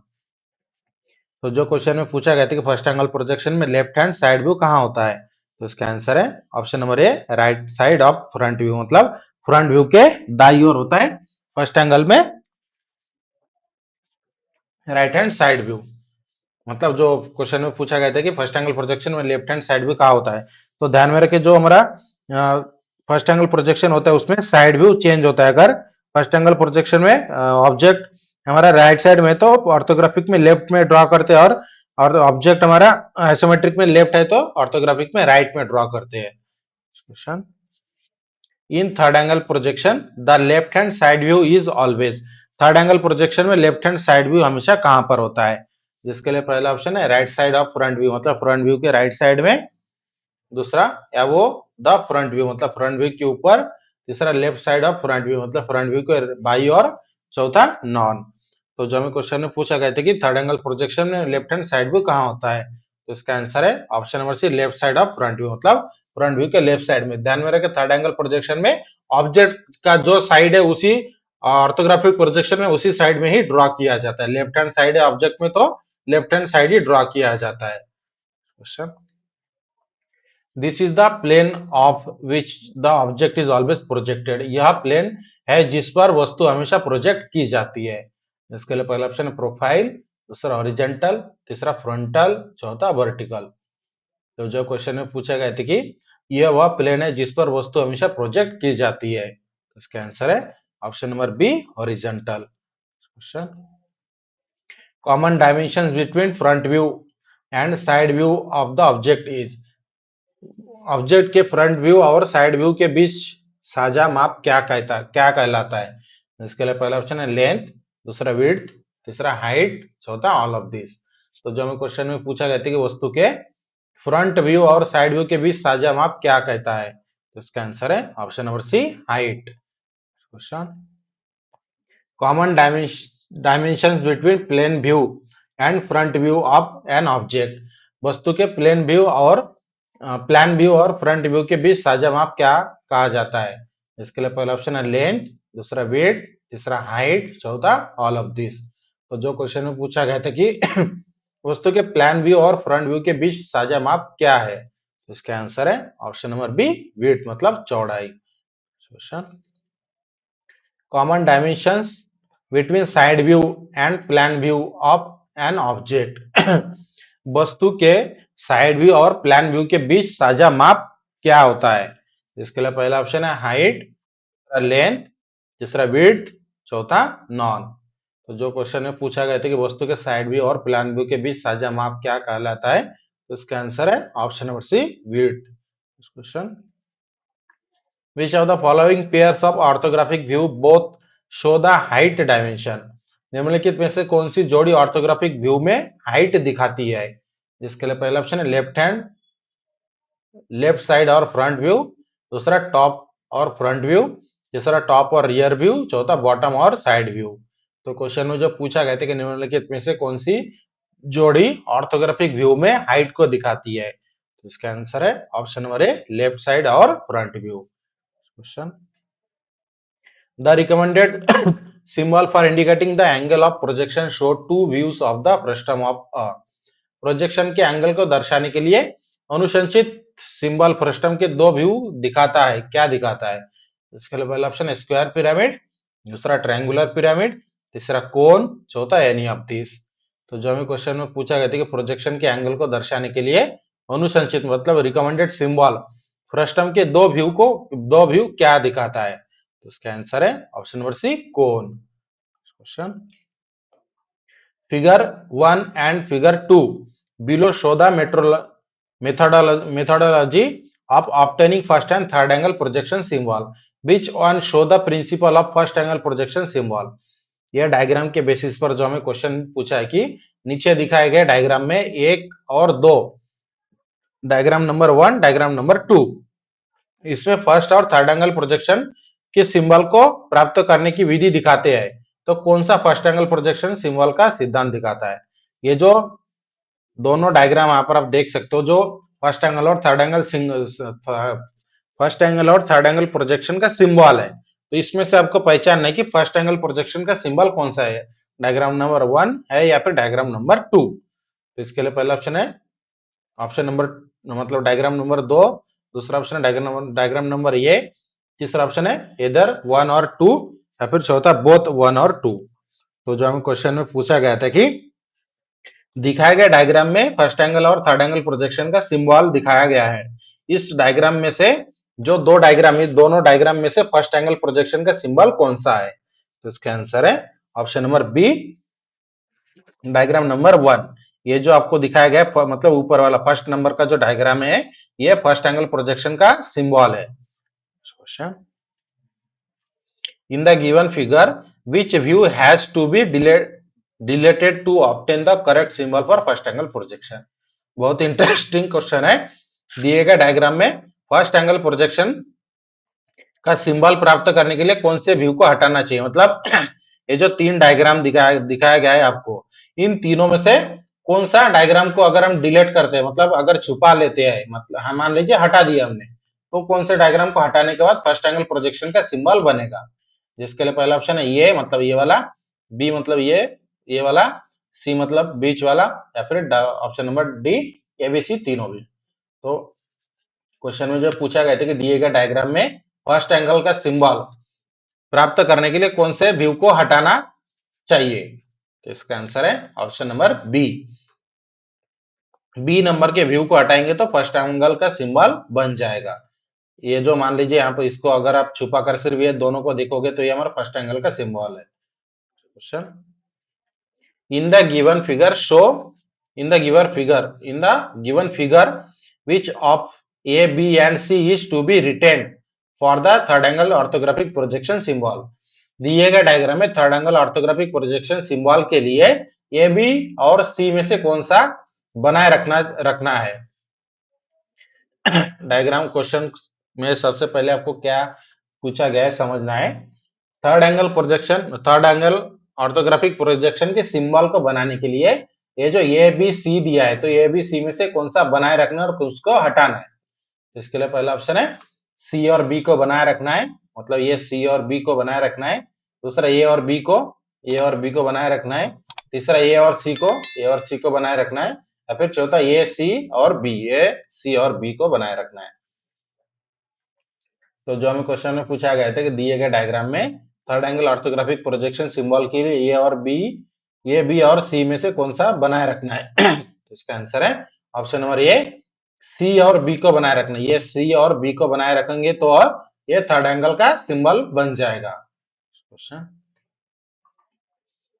when an object is placed either in the second quadrant or fourth quadrant, the orthographic projectors are not drawn because, जब कोई वस्तु second quadrant या fourth quadrant में रखी जाती है तो ऑर्थोग्राफिक प्रोजेक्शन नहीं बनाई जाती है, क्योंकि जो क्वेश्चन में पूछा गया है कि कोई ऑब्जेक्ट को मान लीजिए सेकंड क्वाड्रेंट या फिर फोर्थ क्वाड्रेंट में रखा गया है, जिसके अकॉर्डिंग ये पूरा डायग्राम आपको दिखाया गया है, तो उस समय ऑर्थोग्राफिक प्रोजेक्शन नहीं बनाई जाती है। किस वजह से? तो इसके लिए पहला ऑप्शन है आईएसओ कन्वेंशन की वजह से, दूसरा बीआईएस डोज नॉट रिकमेंडेड, मतलब बीआईएस अनुशंसा नहीं करता, तीसरा it is not a common practice, मतलब यह सामान्य प्रथा नहीं है, या फिर चौथा during the unfolding of drawing paper through 90 degree clockwise direction, plan and elevation get suppressed and three dimension cannot be easy identified।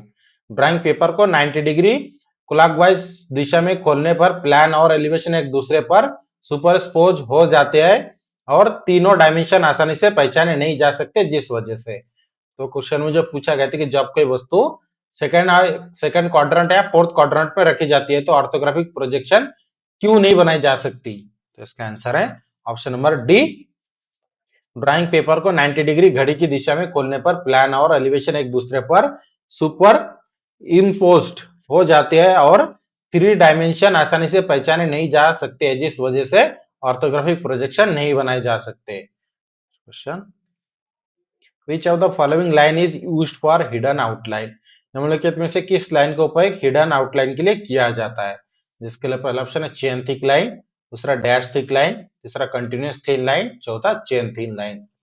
तो जो क्वेश्चन में पूछा गया था कि निम्नलिखित में से किस लाइन का उपयोग छिपी रूपरेखाओं के लिए किया जाता है, हिडन लाइंस के लिए, हिडन आउटलाइंस के लिए, तो इसका आंसर है option number B, dash thick line. Question, dash thin line are used for, dash thin line का उपयोग किसके लिए किया जाता है, इसके लिए पहला ऑप्शन हिडन एजेस, दूसरा प्रोजेक्शन लाइन, तीसरा थ्रेड लाइन, चौथा सेंटर लाइन।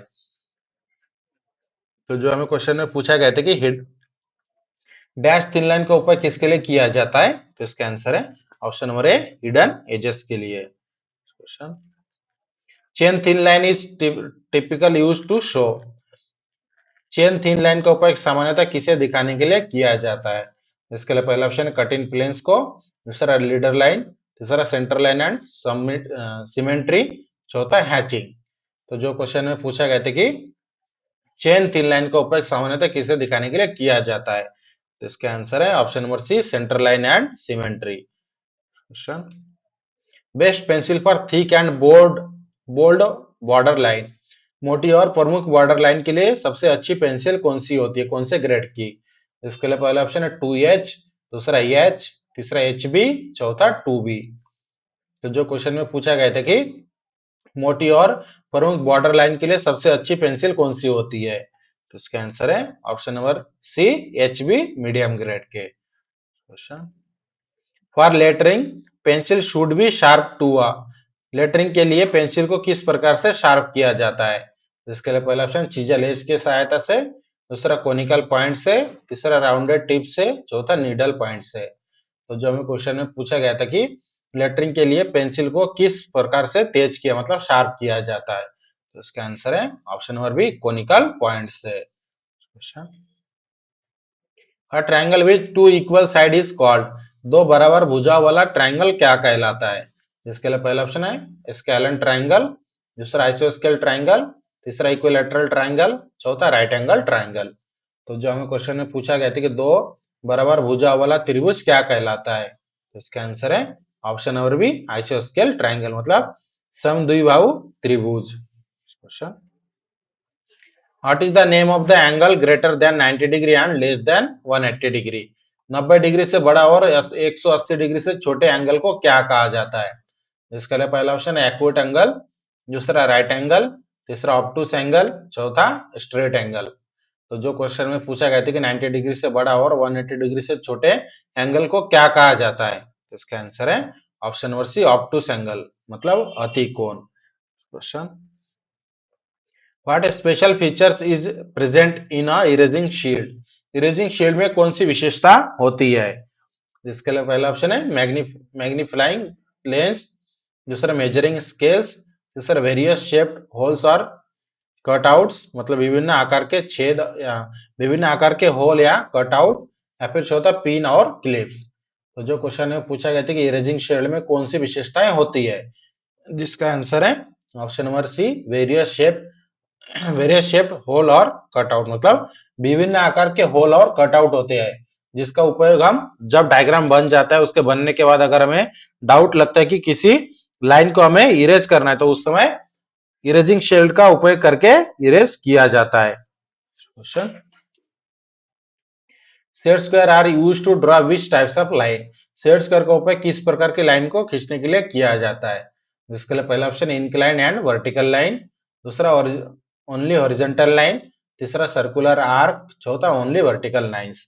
तो जो हमें क्वेश्चन में पूछा गया था कि सेट स्क्वायर का उपयोग किस प्रकार की लाइन को खींचने के लिए किया जाता है, तो इसका आंसर है ऑप्शन नंबर ए, इंक्लाइन और वर्टिकल लाइन।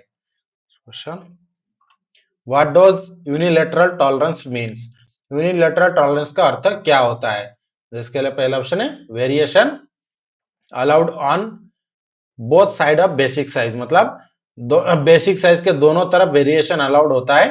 दूसरा variation allowed on one side only, मतलब बेसिक साइज के कौन से भी एक साइज में एक साइड में वेरिएशन अलाउड होता है। तीसरा नो वेरिएशन अलाउड, मतलब कोई वेरिएशन अलाउड नहीं होता। चौथा सेम एज बायलेटरल, मतलब बायलेटरल टॉलरेंस के बराबर। तो क्वेश्चन में जो पूछा गया था कि यूनिलैटरल टॉलरेंस का क्या अर्थ है, इसका आंसर है option number B, variation allowed on one side only. जो यूनिलैटरल टॉलरेंस होते हैं वो सिर्फ कौन से एक ही साइड में टॉलरेंस दिया जाता है, चाहे प्लस में रहेगा या फिर माइनस में। जो प्लस और माइनस दोनों साथ में होता है जो हम यूज करते हैं उसे कहते हैं bilateral tolerance. Question, in which dimensioning system are values return parallel to the dimension line. किस डायमेंशनिंग सिस्टम में मान, मतलब डायमेंशनिंग लाइन के समांतर लिखे जाते हैं? क्वेश्चन में जो पूछा है कि किस डायमेंशनिंग सिस्टम में डायमेंशन लाइन के समांतर लिखे जाते हैं? इसके लिए पहला ऑप्शन अलाइन सिस्टम, दूसरा यूनिडायरेक्शनल सिस्टम, तीसरा कंबाइन सिस्टम, चौथा नॉन ऑफ द अबव। तो जो हमें क्वेश्चन में पूछा गया था कि किस डायमेंशनिंग सिस्टम में जो हमारा डायमेंशन लाइन के समांतर लिखे जाते हैं, तो इसका आंसर है option number A, align system में। Question, which projection method use parallel projector perpendicular to the plane. कौन सी प्रोजेक्शन विधि पैरेलल प्रोजेक्टर को उपयोग करती है जो प्रोजेक्शन प्लेन पर लंबवत होते हैं? इसके लिए पहला ऑप्शन है पर्सपेक्टिव प्रोजेक्शन, दूसरा ऑब्लिक प्रोजेक्शन, तीसरा ऑर्थोग्राफिक प्रोजेक्शन, चौथा आइसोमेट्रिक प्रोजेक्शन। तो जो क्वेश्चन में पूछा गया था कि कौन सी प्रोजेक्शन विधि समांतर प्रोजेक्टर्स का उपयोग करती है जो प्रोजेक्शन प्लेन पर लंबवत होते हैं, इसका आंसर है option number C, orthographic projection. Which types of line is used to join the dimension line and the curve that need to be dimensioned। मतलब कौन सी लाइन उस कर्व को जोड़ने के लिए इस्तेमाल होती है जिसे डायमेंशन करना होता है और डायमेंशन लाइन से जुड़ती है? इसके लिए पहला ऑप्शन है लीडर लाइन, दूसरा आउटलाइन, तीसरा डायमेंशन लाइन, चौथा सेक्शन लाइन। तो जो हमें क्वेश्चन में पूछा गया था कि कौन सी लाइन उस कर्व को जोड़ने के लिए इस्तेमाल होती है जिसे डायमेंशन करना होता है और डायमेंशन लाइन से जुड़ती है, तो इसका आंसर है option number A, leader line. Question, what is the difference between the section line and the centre line. Section line और सेंटर लाइन में क्या अंतर है? इसके लिए पहला ऑप्शन है the length of the long dash, मतलब लंबे डैश की लंबाई, दूसरा the length of the short dash, मतलब छोटे डैश की लंबाई, तीसरा the width of the dash, मतलब गैप की चौड़ाई, और चौथा the two ends of the line, मतलब लाइन के दोनों सिरों का आकार। तो जो हमें क्वेश्चन में पूछा गया था कि सेक्शन लाइन और सेंटर लाइन में क्या अंतर है, तो इसका आंसर है option number D, the two ends of the line, मतलब लाइन के दोनों सिरों का आकार। In a unidirectional system the dimensions are, रिक्त स्थान। यूनिडायरेक्शनल सिस्टम में डायमेंशन किस तरीके, मतलब रिक्त स्थान होते हैं किस तरीके के होते हैं? जिसके लिए पहला ऑप्शन है placed above the dimension line, मतलब डायमेंशन लाइन के ऊपर रखे जाते हैं। दूसरा ऑप्शन है placed below the dimension line, मतलब डायमेंशन लाइन के नीचे रखे जाते हैं। तीसरा placed by breaking the dimension line in the middle, मतलब डायमेंशन लाइन को बीच में तोड़कर रखा जाता है। या फिर चौथा placed left side of the dimension line, मतलब डायमेंशन लाइन के बाएं तरफ रखा जाता है। तो हमें क्वेश्चन में जो पूछा गया था कि डायरेक्शन यूनिडायरेक्शनल डायमेंशनिंग जो सिस्टम होते हैं उसमें डायमेंशन किस प्रकार होते हैं, तो इसका आंसर है option number C, placed by breaking the dimension line in the middle. मतलब जो यूनिडायरेक्शनल डायमेंशनिंग सिस्टम होते हैं उसमें क्या होता है कि जो डायमेंशन लाइन होते हैं बीच में से कट होकर बीच में डायमेंशंस को रखा जाता है। Question, in align system the dimensions are, align system में डायमेंशन किस प्रकार होते हैं, जिसके लिए पहला ऑप्शन है placed parallel to the dimension line, मतलब डायमेंशन लाइन के समांतर रखे जाते हैं। दूसरा placed perpendicular to the dimension line, मतलब डायमेंशन लाइन के लंबवत रखे जाते हैं। तीसरा placed left side of the dimension line, मतलब डायमेंशन लाइन के बाई तरफ रखा जाता है। या फिर चौथा placed right side of the dimension line, मतलब डायमेंशन लाइन के दाई तरफ रखा जाता है। हमें जो क्वेश्चन में पूछा गया था कि अलाइन सिस्टम में डायमेंशन किस तरीके के होते हैं, तो इसका आंसर है option number B, placed perpendicular to the dimension line, मतलब डायमेंशन लाइन के लंबवत रखे जाते हैं। Question, from unidirectional system it is रिक्त स्थान, यूनिडायरेक्शनल सिस्टम में डायमेंशन पढ़ना रिक्त स्थान होता है। इसके लिए पहला ऑप्शन है convenient convenient to read dimension from the bottom edge, मतलब डायमेंशन को नीचे की एज से पढ़ना सुविधाजनक होता है। दूसरा convenient to read dimension from the right hand edge, मतलब डायमेंशन को दाई तरफ से पढ़ना सुविधाजनक होता है। तीसरा convenient to read dimension from the right hand edge, मतलब डायमेंशन को दाई तरफ से पढ़ना सुविधाजनक होता है। या फिर चौथा convenient the read dimension from the top edge, मतलब डायमेंशन को ऊपर की एज से पढ़ना सुविधाजनक होता है। तो जो क्वेश्चन में पूछा कि यूनिडायरेक्शनल सिस्टम में डायमेंशन पढ़ना कैसा होता है, तो इसका आंसर है option number A, convenient to read dimension from the bottom edge, मतलब बॉटम डायमेंशन को नीचे की एज से पढ़ना सुविधाजनक होता है। क्वेश्चन, in which system of dimensioning the figure can we read from the bottom as well as right hand side of the drawing, किस डायमेंशनिंग सिस्टम में आकृतियों को ड्राइंग के नीचे और दाएं दोनों तरफ से पढ़ा जा सकता है, जिसके लिए पहला ऑप्शन अलाइन सिस्टम, दूसरा यूनिडायरेक्शनल सिस्टम, तीसरा non align multi directional system, चौथा पैरेलल सिस्टम। तो जो क्वेश्चन में पूछा गया था कि किस डायमेंशनिंग सिस्टम में आकृतियों को ड्राइंग के नीचे और दाएं दोनों तरफ से पढ़ा जा सकता है, तो इसका आंसर है option number A, align system. Question, in dimensioning the lines enclosing the dimension line are known as रिक्त स्थान, डायमेंशनिंग में दो लाइनें डायमेंशन लाइन को घेरती है उन्हें क्या कहा जाता है, जिसके लिए पहला ऑप्शन है लीडर लाइन, दूसरा डायमेंशन लाइन, तीसरा एक्सटेंशन लाइन, चौथा आउटलाइन। तो जो क्वेश्चन में पूछा गया था कि डायमेंशनिंग में जो लाइन डायमेंशन लाइन को घेरती है उन्हें क्या कहा जाता है, तो इसका आंसर है option number C, extension line. Question, while dimensioning a circle the leader line and the dimension line are draw at which angle with respect to each other, circle की डायमेंशनिंग करते समय लीडर लाइन और dimension line एक दूसरे के सापेक्ष किस angle पर खींची जाती है, जिसके लिए पहला ऑप्शन है 45 डिग्री, दूसरा 30 डिग्री, तीसरा 0 या फिर 180 डिग्री, या फिर चौथा 90 डिग्री। तो क्वेश्चन में जो पूछा गया है कि सर्कल की डायमेंशनिंग करते समय लीडर लाइन और डायमेंशन लाइन एक दूसरे के सापेक्ष किस एंगल पर खींची जाती है, इसका आंसर है ऑप्शन नंबर सी, 0 या फिर 180 degree. Question, while dimensioning holes slot etc, how is their number specified, hole slot आदि की डायमेंशनिंग करते समय उनकी संख्या कैसे दर्शाई जाती है, जिसके लिए पहला ऑप्शन है number written on the dimension line, मतलब संख्या डायमेंशन लाइन पर लिखी जाती है। दूसरा number written on the leader line, मतलब संख्या लीडर लाइन पर लिखी जाती है। तीसरा ऑप्शन है number written on the corner of the page, मतलब जो हमारा नंबर होता है पेज के कोने में लिखी जाती है। या फिर चौथा number written on the side of the hole और स्लॉट, मतलब नंबर होल या फिर स्लॉट के पास लिखी जाती है। तो जो क्वेश्चन में पूछा गया था कि होल स्लॉट आदि की डायमेंशनिंग करते समय संख्या उनकी संख्या कैसे दर्शाई जाती है, तो इसका आंसर है option number A, number written on the dimension line, मतलब जो नंबर होते हैं डायमेंशन लाइन पर लिखी जाती है। Question, the first quadrant it is in which position, first quadrant किस स्थिति में होता है? इसके लिए पहला ऑप्शन है बिलो एचपी बिहाइंड वीपी, मतलब एचपी के नीचे और वीपी के ऊपर पीछे। एचपी मतलब होता है हॉरिजॉन्टल प्लेन, वीपी मतलब होता है वर्टिकल प्लेन। तो जो पहला ऑप्शन था कि हॉरिजॉन्टल प्लेन के नीचे और वर्टिकल प्लेन के पीछे। दूसरा ऑप्शन है अबो एचपी बिहाइंड वीपी, मतलब हॉरिजॉन्टल प्लेन के ऊपर और वर्टिकल प्लेन के नीचे पीछे। तीसरा ऑप्शन है above HP in front of VP, मतलब हॉरिजॉन्टल प्लेन के ऊपर और वर्टिकल प्लेन के सामने। चौथा ऑप्शन है below HP in front of VP, मतलब हॉरिजॉन्टल प्लेन के नीचे और वर्टिकल प्लेन के सामने। तो जो क्वेश्चन में पूछा गया था कि फर्स्ट क्वाड्रेंट किस स्थिति में होता है, तो इसका आंसर है option number C, above HP in front of VP, मतलब हॉरिजॉन्टल प्लेन के ऊपर और वर्टिकल प्लेन के सामने। Question, an object is kept in one of the quadrant of principal planes of projection. For both the front view and top view of the object, the view comes first and then the object. The observer is at the top side of principal plane. The object is in which quadrant? Question में जो पूछा है कि एक वस्तु को projection के principal planes के किसी एक चतुर्थांश, मतलब एक किसी एक क्वाड्रेंट में रखा गया है। फ्रंट व्यू और टॉप व्यू दोनों में पहले पहले व्यू और फिर वस्तु दिखाई गई है। पर्यवेक्षक प्रिंसिपल प्लेन के ऊपर दाईं ओर स्थित है, तो वस्तु किस क्वाड्रेंट में है?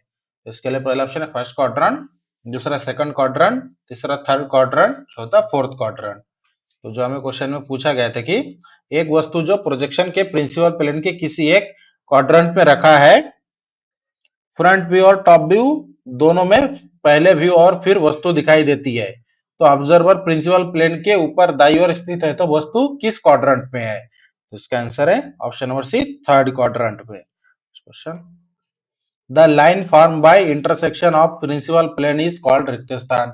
प्रिंसिपल प्लेन के इंटरसेक्शन से बनने वाली लाइन को क्या कहा जाता है? इसके लिए पहला ऑप्शन है प्रोजेक्शन लाइन, दूसरा ओरिजिन लाइन, तीसरा लाइन ऑफ इंटरसेक्शन, चौथा रेफरेंस लाइन।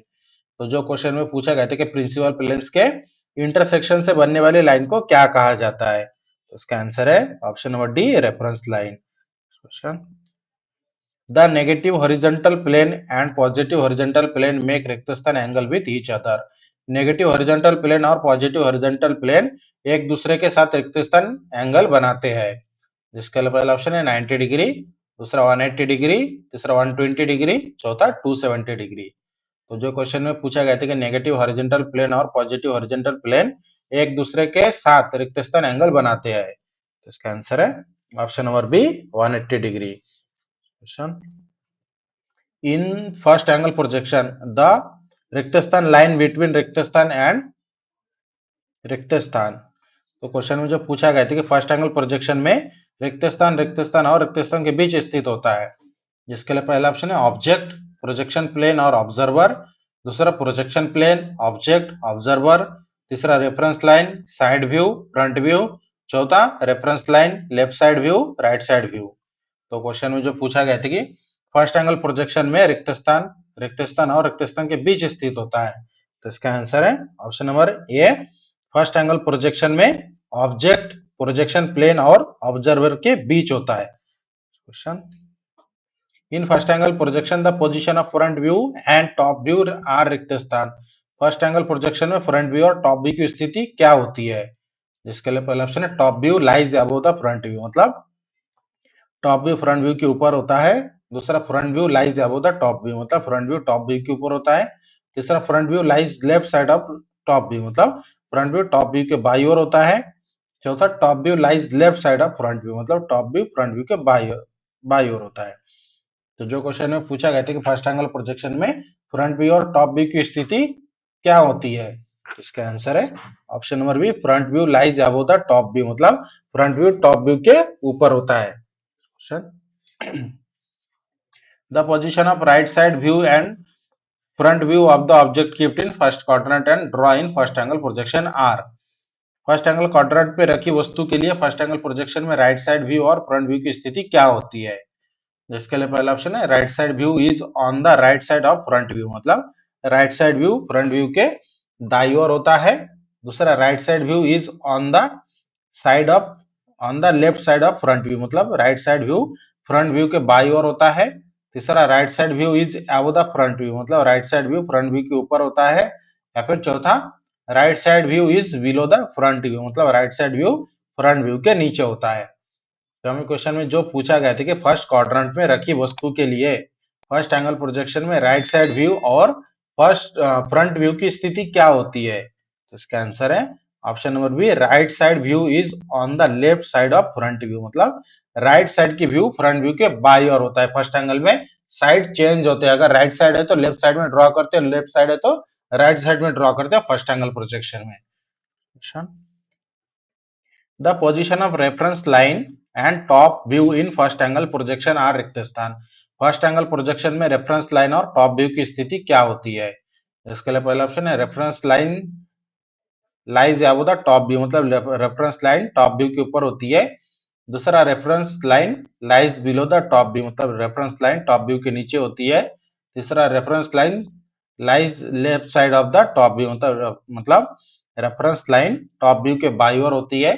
चौथा, reference line lies right side of the top view, मतलब रेफरेंस लाइन टॉप व्यू के दाई ओर होती है। तो जो क्वेश्चन में पूछा गया था कि फर्स्ट एंगल प्रोजेक्शन में रेफरेंस लाइन और टॉप व्यू की स्थिति क्या होती है, तो इसका आंसर है option number A, reference line lies above the top view, मतलब रेफरेंस लाइन टॉप व्यू के ऊपर होती है। Question, where is the position of bottom view in first angle projection? First angle projection में बॉटम व्यू की स्थिति क्या होती है? इसके लिए पहला ऑप्शन है left side of right hand side view, मतलब राइट हैंड साइड व्यू के बाई ओर। दूसरा, right side of right hand side view, मतलब राइट साइड व्यू के दाई ओर। तीसरा, अबव द फ्रंट व्यू, मतलब फ्रंट व्यू के ऊपर। चौथा, बिलो द टॉप व्यू, मतलब टॉप व्यू के नीचे। तो जो क्वेश्चन में पूछा गया था कि फर्स्ट एंगल प्रोजेक्शन में बॉटम व्यू की स्थिति क्या होती है, तो इसका आंसर है option number C, above the front view, मतलब फ्रंट व्यू के ऊपर। Question, in third angle projection the रिक्त स्थान लाइज बिटवीन रिक्त स्थान एंड रिक्त स्थान। थर्ड एंगल प्रोजेक्शन में रिक्त स्थान और रिक्त स्थान के बीच स्थित होता है ऑब्जेक्ट। इसके लिए पहला ऑप्शन है ऑब्जेक्ट प्रोजेक्शन प्लेन ऑब्जर्वर। दूसरा, प्रोजेक्शन प्लेन ऑब्जेक्ट ऑब्जर्वर। तीसरा, reference line side view front view. चौथा, reference line left hand view left side view right side view. तो क्वेश्चन में जो पूछा गया था कि थर्ड एंगल प्रोजेक्शन में रिक्त स्थान और रिक्त स्थान के बीच स्थित होता है, तो इसका आंसर है option number B, third angle projection में प्रोजेक्शन प्लेन ऑब्जेक्ट और ऑब्जर्वर के बीच स्थित होता है। Question, in third angle projection the position of front view and top view are रिक्त स्थान। थर्ड एंगल प्रोजेक्शन में फ्रंट व्यू और टॉप व्यू की स्थिति क्या होती है? जिसके लिए पहला ऑप्शन है top view lies above the front view, मतलब टॉप व्यू फ्रंट व्यू के ऊपर होता है। दूसरा, front view lies above the top view, मतलब फ्रंट व्यू टॉप व्यू के ऊपर होता है। तीसरा, front view lies left side of top view, मतलब फ्रंट व्यू टॉप व्यू के बाई बाई होता है। चौथा, top view lies left side of front view, मतलब टॉप व्यू फ्रंट व्यू के दाई ओर होता है। तो जो क्वेश्चन में पूछा गया था कि थर्ड एंगल प्रोजेक्शन में फ्रंट व्यू और टॉप व्यू की स्थिति क्या होती है, तो इसका आंसर है option number A, top view lies above the front view, मतलब टॉप व्यू फ्रंट व्यू के ऊपर होता है थर्ड एंगल प्रोजेक्शन में। Where is the position of bottom view in third angle projection? Third angle projection में bottom view की स्थिति क्या होती है? इसके लिए पहला ऑप्शन है left side of right hand side view, मतलब राइट हैंड साइड व्यू के बाई ओर। दूसरा, right side of right hand side view, right hand side view के दाई ओर होती है। तीसरा, अबव द फ्रंट व्यू, मतलब फ्रंट व्यू के ऊपर होती है। या फिर चौथा, बिलो द टॉप व्यू, मतलब टॉप व्यू के नीचे होती है। तो जो हमें क्वेश्चन में पूछा गया था कि थर्ड एंगल प्रोजेक्शन में बॉटम व्यू की स्थिति क्या होती है, तो इसका आंसर है option number D, below the top view, मतलब टॉप व्यू के नीचे होती है। Question, when the axis of a solid is parallel to horizontal plane and vertical plane, रिक्त स्थान should be draw first। जब किसी सॉलिड की एक्सिस हॉरिजॉन्टल प्लेन और वर्टिकल प्लेन के समांतर होती है तो सबसे पहले क्या ड्रॉ किया जाना चाहिए? इसके लिए पहला ऑप्शन है टॉप व्यू। दूसरा, फ्रंट व्यू। तीसरा, साइड व्यू। चौथा, रियर व्यू। तो जो क्वेश्चन में पूछा गया था कि किसी सॉलिड की एक्सिस हॉरिजॉन्टल प्लेन और वर्टिकल प्लेन के समांतर होती है तो उसे तो सबसे पहले क्या ड्रॉ किया जाना चाहिए, तो इसका आंसर है option number C, side view. Question, while drawing a projection, if the top view is draw first and Then front view is projected from the top view. Then the axis of the solid is रेक्तिस्थान. Projection बनाते समय यदि पहले top view बनाया जाए और फिर उसी से फ्रंट व्यू निकाला जाए तो सॉलिड की एक्सिस क्या होगी? जिसके लिए पहला ऑप्शन है parallel to vertical plane and horizontal plane, मतलब वर्टिकल प्लेन और हॉरिजॉन्टल प्लेन के समांतर होगी. दूसरा परपेंडिकुलर टू वर्टिकल प्लेन, मतलब वर्टिकल प्लेन के लंबवत. तीसरा परपेंडिकुलर टू हॉरिजॉन्टल प्लेन, मतलब हॉरिजॉन्टल प्लेन के लंबवत. या फिर चौथा इंक्लाइन टू हॉरिजॉन्टल प्लेन, मतलब हॉरिजॉन्टल प्लेन से झुकी हुई. तो जो क्वेश्चन में पूछा गया है हमें, प्रोजेक्शन बनाते समय यदि पहले टॉप व्यू बनाया जाए और फिर उसी से फ्रंट व्यू निकाला जाए तो सॉलिड की एक्सिस क्या होगी? तो इसका आंसर है option number C, perpendicular to horizontal plane. Horizontal plane के लंबवत होगी. अच्छा, which of the following statement is true with respect to the following projection of a triangular prism? In projection we have side view of the triangle and top view, front view are rectangles. त्रिकोणीय prism के लिए, मतलब triangular prism के लिए दिए गए projection के संदर्भ में निम्नलिखित में से कौन सा कथन सही है? प्रोजेक्शन में साइड व्यू ट्रायंगल है तथा टॉप व्यू फ्रंट व्यू आयत है. इसके लिए पहला ऑप्शन है axis parallel to vertical plane and horizontal plane, मतलब जो हमारा एक्सिस है हॉरिजॉन्टल वर्टिकल प्लेन और हॉरिजॉन्टल प्लेन के समांतर है. दूसरा axis parallel to vertical plane, मतलब एक्सिस हमारा वर्टिकल प्लेन के समांतर है. तीसरा axis perpendicular to horizontal plane, मतलब हॉरिजॉन्टल प्लेन के लंबवत है एक्सिस. या फिर चौथा axis incline 45 degree to vertical plane, axis vertical plane से 45 डिग्री में झुकी हुई है. तो क्वेश्चन में जो पूछा गया था कि ट्रायंगुलर प्रिज्म के लिए दिए गए प्रोजेक्शन के संदर्भ में निम्नलिखित में से कौन सा कथन सही है? प्रोजेक्शन में साइड व्यू ट्रायंगल है तथा टॉप और फ्रंट व्यू रेक्टेंगुलर है.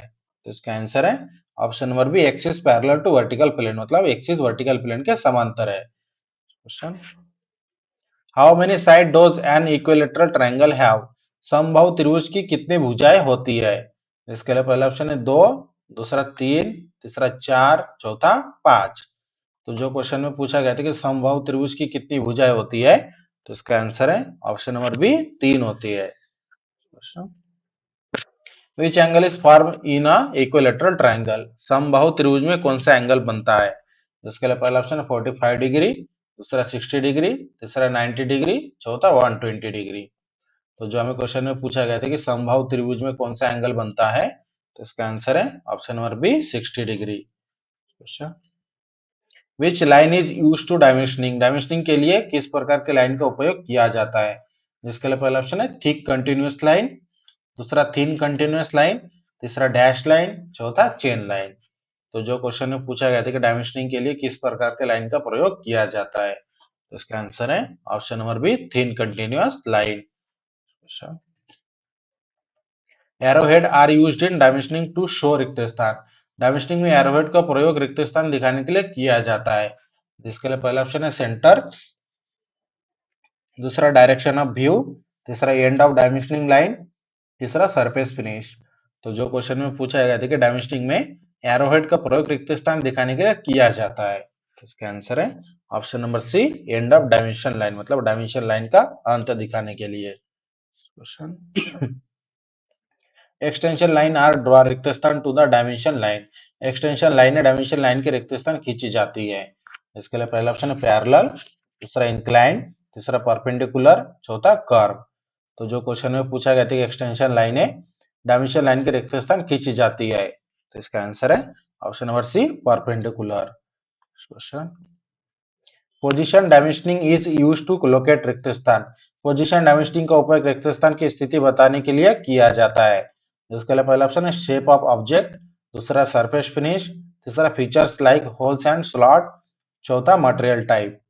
तो जो क्वेश्चन में पूछा गया था कि पोजीशन डायमेंशनिंग का उपयोग रिक्त स्थान की स्थिति बताने के लिए किया जाता है, तो इसका आंसर है option number C, features like holes and slot, मतलब होल और स्लॉट जैसे फीचर्स को दिखाने के लिए. The pencil show in figure is sharp as रिक्त स्थान, मतलब जो डायग्राम में जो यहाँ पर आप देख सकते हो, मतलब जो इमेजेस है, इस इमेज में जो पेंसिल की आपको डायग्राम दिखाया गया है, इसके सामने वाला जो भाग जो शार्प किया गया है, तो ये किसके सहायता से शार्प किया गया है, जो हमें इस क्वेश्चन में पूछा है. तो इसके लिए ए टाइप का जो शार्पनिंग है यहाँ पर क्वेश्चन में मेंशन किया फिगर ए, मतलब यहाँ पे दो डायग्राम है. यहाँ पर आप देख सकते हो दो पेंसिल की शार्पनेस अलग अलग तरीके से है, लेकिन इसमें जो फर्स्ट नंबर ये नंबर का जो पेंसिल है, इसमें जो शार्पन किया गया इस पेंसिल को, तो ये किसके सहायता से किया गया है? तो इसके लिए पहला ऑप्शन है कोनिकल पॉइंट, दूसरा इलिप्टिकल एज, तीसरा चीजल एज, चौथा राउंड। तो जो हमें क्वेश्चन में पूछा गया था कि जो हमारा इमेज है, इमेज ए में दिखाई गई पेंसिल किस प्रकार से तेज की गई, मतलब शार्प की गई है? तो इसका आंसर है option number C, chisel edge के सहायता से इस पेंसिल को, इमेज ये मतलब ये टाइप के पेंसिल को चीजल के एज के सहायता से शार्प किया गया है। Question, which of the following is the softest pencil, निम्नलिखित में से सबसे मुलायम पेंसिल कौन सी है? जिसका पहला ऑप्शन एच बी, दूसरा एच, तीसरा वन बी, चौथा टू बी। तो जो हमें क्वेश्चन में पूछा गया था कि निम्नलिखित में से सबसे मुलायम पेंसिल कौन सी है, तो इसका आंसर है option number D, two B. Question, lead used in clutch pencil are available in रिक्त स्थान कलर्स, क्लच पेंसिल में उपयोग होने वाली लीड किस रंग में उपलब्ध होती है? इसके लिए पहला ऑप्शन ओनली ब्लू, मतलब केवल नीला आकार में, दूसरा ग्रीन और ब्लैक, मतलब हरा और काला, तीसरा रेड एंड ब्लैक, मतलब लाल और काला, चौथा ओनली ब्लैक, मतलब केवल काले कलर में। तो जो हमें क्वेश्चन में पूछा गया था कि क्लच पेंसिल में उपयोग होने वाली लीड किस रंग में होती है, तो इसका आंसर है ऑप्शन नंबर सी, रेड, मतलब लाल और काले कलर में। Question, for drawing thin line of uniform thickness the pencil should be sharp in the form of रिक्त स्थान, समान मोटाई की पतली लाइन खींचने के लिए पेंसिल को किस आकार में तेज किया जाता है? जिसके लिए पहला ऑप्शन है पॉइंटेड, दूसरा कोनिकल, तीसरा एनी ऑफ दिस, चौथा चीजल एज। तो जो हमें क्वेश्चन में पूछा गया था कि समान मोटाई की पतली लाइन खींचने के लिए पेंसिल को किस आकार में तेज किया जाता है, तो इसका आंसर है option number D, chisel edge के सहायता से। Question, the hexagonal wooden section of lead pencil is provided to रिक्त स्थान, लीड पेंसिल का हेक्सागोनल आकार, लीड पेंसिल को हेक्सागोनल आकार क्यों दिया जाता है? कभी भी आपने देखे होंगे जो हमारी पेंसिल होती है, जो पेंसिल जहाँ पे हम पकड़ते हैं तो वो हेक्सागोनल आकार में होता है, तो हेक्सागोनल आकार में होने का कारण क्या है? तो इसका पहला ऑप्शन इजी हैंडलिंग, मतलब आसानी से पकड़ने के लिए, दूसरा यूजेस लेस वुड, मतलब कम लकड़ी उपयोग करने के लिए, तीसरा prevent rolling down from drawing board, मतलब बोर्ड से लुढ़कने से रोकने के लिए, या फिर चौथा नॉन ऑफ दिस। तो जो हमें क्वेश्चन में पूछा गया था कि लीड पेंसिल को जो हेक्सागोनल आकार क्यों दिया जाता है, तो इसका आंसर है option number C, prevent rolling down from drawing board, मतलब बोर्ड से लुढ़कने से रोकने के लिए। नेक्स्ट क्वेश्चन, पेंसिल ऑफ रिक्तस्थान grade sharp in the form of रिक्तस्थान are used for sketching and lettering, question में जो पूछा है कि स्केचिंग और लेटरिंग के लिए किस ग्रेड और किस प्रकार के पेंसिल का उपयोग किया जाता है? तो इसके लिए पहला ऑप्शन है हार्ड और चीजल, मतलब हार्ड ग्रेड की और चीजल, दूसरा सॉफ्ट और कोनिकल, तीसरा लो और चीजल, चौथा सॉफ्ट चीजल। तो जो हमें क्वेश्चन में पूछा गया था कि स्केचिंग और लेटरिंग के लिए किस ग्रेड और किस प्रकार की पेंसिल उपयोग होती है, तो इसका आंसर है ऑप्शन नंबर डी, सॉफ्ट और chisel. Question, the available lead diameter for mechanical pencil is रिक्त स्थान, मैकेनिकल पेंसिल के लिए उपलब्ध लीड का डायमीटर कितना होता है? जिसके लिए पहला ऑप्शन 0.7 मिलीमीटर, दूसरा 0.9 मिलीमीटर, तीसरा 0.3 और 0.5 मिलीमीटर, और चौथा ऑल ऑफ दिस। तो हमें क्वेश्चन में जो पूछा गया था कि मैकेनिकल पेंसिल के लिए उपलब्ध लीड का डायमीटर कितना होता है, तो इसका आंसर है option number D, all of this, मतलब 0.7, 0.9, 0.3 और 0.5, ये सभी होते हैं मैकेनिकल पेंसिल के लिए लीड का डायमीटर।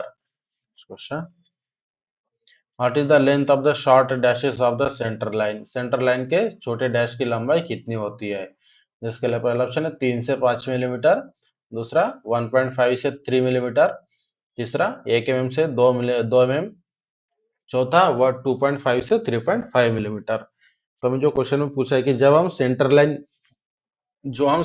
यूज करते हैं, तो सेंटर लाइन में जो छोटे डैश लाइन होती है उसकी लंबाई कितनी होती है? तो इसका आंसर है ऑप्शन नंबर बी, 1.5 mm से 3 mm तक।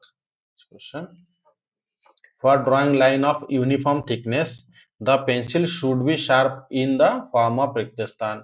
समान मोटाई की लाइन खींचने के लिए पेंसिल को किस रूप में तेज किया जाता है? इसके लिए पहला ऑप्शन है एनी ऑफ दिस, मतलब ये निम्नलिखित में से कोई भी। दूसरा ऑप्शन है कोनिकल, तीसरा चीजल है, चौथा पॉइंटेड। तो जो हमें क्वेश्चन में पूछा गया था कि समान मोटाई की लाइन खींचने के लिए पेंसिल को किस रूप में तेज किया जाता है, तो इसका आंसर है option number C, chisel edge. Question, a drawing instrument set usually contains all of the following except रिक्त स्थान। ड्राइंग इंस्ट्रूमेंट बॉक्स में निम्नलिखित में से क्या शामिल नहीं होता है? जिसके लिए पहला ऑप्शन है स्केल, दूसरा बो कंपास, तीसरा एक्स्ट्रा लीड, चौथा डिवाइडर। तो जो हमें क्वेश्चन में पूछा गया था कि ड्राइंग इंस्ट्रूमेंट बॉक्स में निम्नलिखित में से क्या शामिल नहीं होता है, तो इसका आंसर है option number C, extra lead. Question, which of the following is the softest pencil, निम्नलिखित में से सबसे सॉफ्ट पेंसिल कौन सी है? इसके लिए पहला ऑप्शन है एच, दूसरा एच बी, तीसरा वन बी, चौथा टू बी। तो जो हमें क्वेश्चन में पूछा है कि निम्नलिखित में से सबसे सॉफ्ट पेंसिल कौन सी है, तो इसका आंसर है option number D, two B. Question, the item show in the figure is known as रिक्त स्थान। डायग्राम में दिखाया गया उपकरण किस नाम से जाना जाता है? तो स्क्रीन पर आपको एक जो डायग्राम दिखाया गया है, जो एक उपकरण है, तो इसका नाम क्या है जो आपको पहचाना है? जहां पर आप देख सकते हैं पेंसिल को भी दिखाया गया है और ये जो हमारा डिवाइस है, तो इसका नाम क्या है?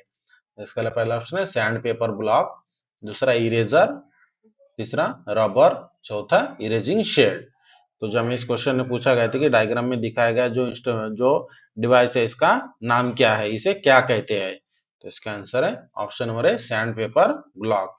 ये जो बीच में दिखाई दे रहा है आपको, यहाँ पर सैंड पेपर को लगाया जाता है और ये जो पेंसिल है इससे घिसा जाता है। Question, to rub a portion of a straight line or curved line use is made of eraser with रिक्त स्थान। सीधी या कर्व लाइन के लिए किसी भाग को मिटाने के लिए किसका उपयोग किया जाता है? इसके लिए पहला ऑप्शन है क्लिनोग्राफ, दूसरा फ्रेंच कर्व, तीसरा 30 by 60 डिग्री सेट स्क्वायर, चौथा इरेजिंग शेल। तो जो हमें क्वेश्चन में पूछा गया था कि स्ट्रेट लाइन और कर्व लाइन के किसी भाग को मिटाने के लिए किसका उपयोग किया जाता है, तो इसका आंसर है option number D, erasing shield का। Question, from the figure what is the name of the line X dash line with 2 millimetre dash 1 millimetre gap. तो जो इस डायग्राम में आपको दिखाया गया है कि डायग्राम में जो लाइन एक्स का नाम है, इस लाइन का नाम क्या है जो आपको पहचाने एक्स के रूप में जो आपको इस लाइन को दिखाया गया, तो इस लाइन का नाम क्या है? जो 2 मिलीमीटर डैश और 1 मिलीमीटर गैप वाली डैश लाइन है, ये जो 2 मिलीमीटर वाली डैश और 1 मिलीमीटर वाली गैप डैश लाइन है, तो इसका नाम क्या है, इस लाइन को क्या कहते हैं? इसके लिए पहला ऑप्शन आउटलाइन, दूसरा सेक्शन लाइन, तीसरा हिडन लाइन, चौथा हैचिंग लाइन। तो जब इस क्वेश्चन में पूछा गया था कि डायग्राम में जो एक्स के रूप में जो लाइन है, इस लाइन का नाम क्या है जो 2 मिलीमीटर डैश 1 मिलीमीटर गैप वाले डैश लाइन है, तो इसे प्रॉपर नाम क्या है इसका? इसका आंसर है option number C, hidden line. Diagram में ये जो आपको दिखाया गया है डैश लाइन की सहायता से, इसे हिडन लाइन कहते हैं। Question, which view show a 3D object on a 2D paper in a pictorial way. कौन सा व्यू 2D कागज पर 3D वस्तु को चित्रात्मक रूप में दिखाता है?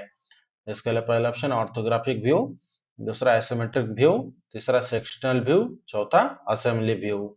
तो जो हमें क्वेश्चन में पूछा गया था कि कौन सा व्यू 2D कागज पर 3D वस्तु को चित्रात्मक रूप में दिखाता है, तो इसका आंसर है option number B, isometric view. Question, to rub out of the pencil draw line which of the following is use. Pencil से खींची गई लाइन को मिटाने के लिए किसका उपयोग किया जाता है निम्नलिखित में से? इसके लिए पहला ऑप्शन है पेंसिल, दूसरा इरेजर, तीसरा इरेजिंग शेड, चौथा व्हाइट फ्लूइड। तो जो हम क्वेश्चन में पूछा गया है कि पेंसिल से खींची गई लाइनों को मिटाने के लिए किसका उपयोग किया जाता है, तो इसका आंसर है option number B, eraser. Question, erasing shield is use for रिक्त स्थान। इरेजिंग शील्ड का उपयोग किसके लिए किया जाता है? तो इसके लिए पहला ऑप्शन है इरेजिंग मिस्टेक्स, मतलब गलतियां मिटाने के लिए, दूसरा ड्राइंग लाइन, मतलब लाइन को ड्रॉ करने के लिए, तीसरा ड्राइंग डिफरेंट रेक्टेंगुलर शेप, मतलब रेक्टेंगुलर शेप को बनाने के लिए, या फिर चौथा नॉन ऑफ दिस। तो जो हमें क्वेश्चन में पूछा गया था कि इरेजिंग शील्ड का उपयोग किसके लिए किया जाता है, तो इसका आंसर है ऑप्शन नंबर ए, इरेजिंग मिस्टेक्स। मतलब जो गलतियां हो जाती है ड्राइंग को कंप्लीट करने के बाद, अगर आपको कोई मिस्टेक्स दिखाई देता है तो उस समय इरेजिंग शेल का उपयोग करके लाइन को मिटाया जाता है। Question, figure show below in known as रिक्त स्थान। डायग्राम में जो आपको दिखाया गया है, जो स्टेनलेस स्टील के प्लेट से बना होता है, तो इसका नाम क्या है जो आपको इस डायग्राम में दिखाया गया है? इसके लिए पहला ऑप्शन है रेक्टेंगुलर शील्ड, दूसरा इरेजिंग शील्ड, तीसरा सर्कल टेम्पलेट, चौथा स्केचिंग एड। तो जो हमें क्वेश्चन में पूछा है कि जो डायग्राम में आपको दिखाया गया है, तो इसका नाम क्या है? तो इसका आंसर है option number B, erasing shield. इसका काम क्या होता है? मान लीजिए कोई डायग्राम आपने फाइनल कर लिया, उसके बाद अगर मान लीजिए कोई straight line, curve line, circle अगर आपको मिटाना है, तो उस समय उस डायग्राम के ऊपर इसको रखकर जो भाग आपको मिटाना है उस भाग के ऊपर अकॉर्डिंग इसे फिट सेट किया जाता है, उसके बाद उस लाइन को मिटाया जाता है, तो इसे कहा जाता है erasing shelled. The mini drafter shown in figure eliminates the need of the रिक्त स्थान।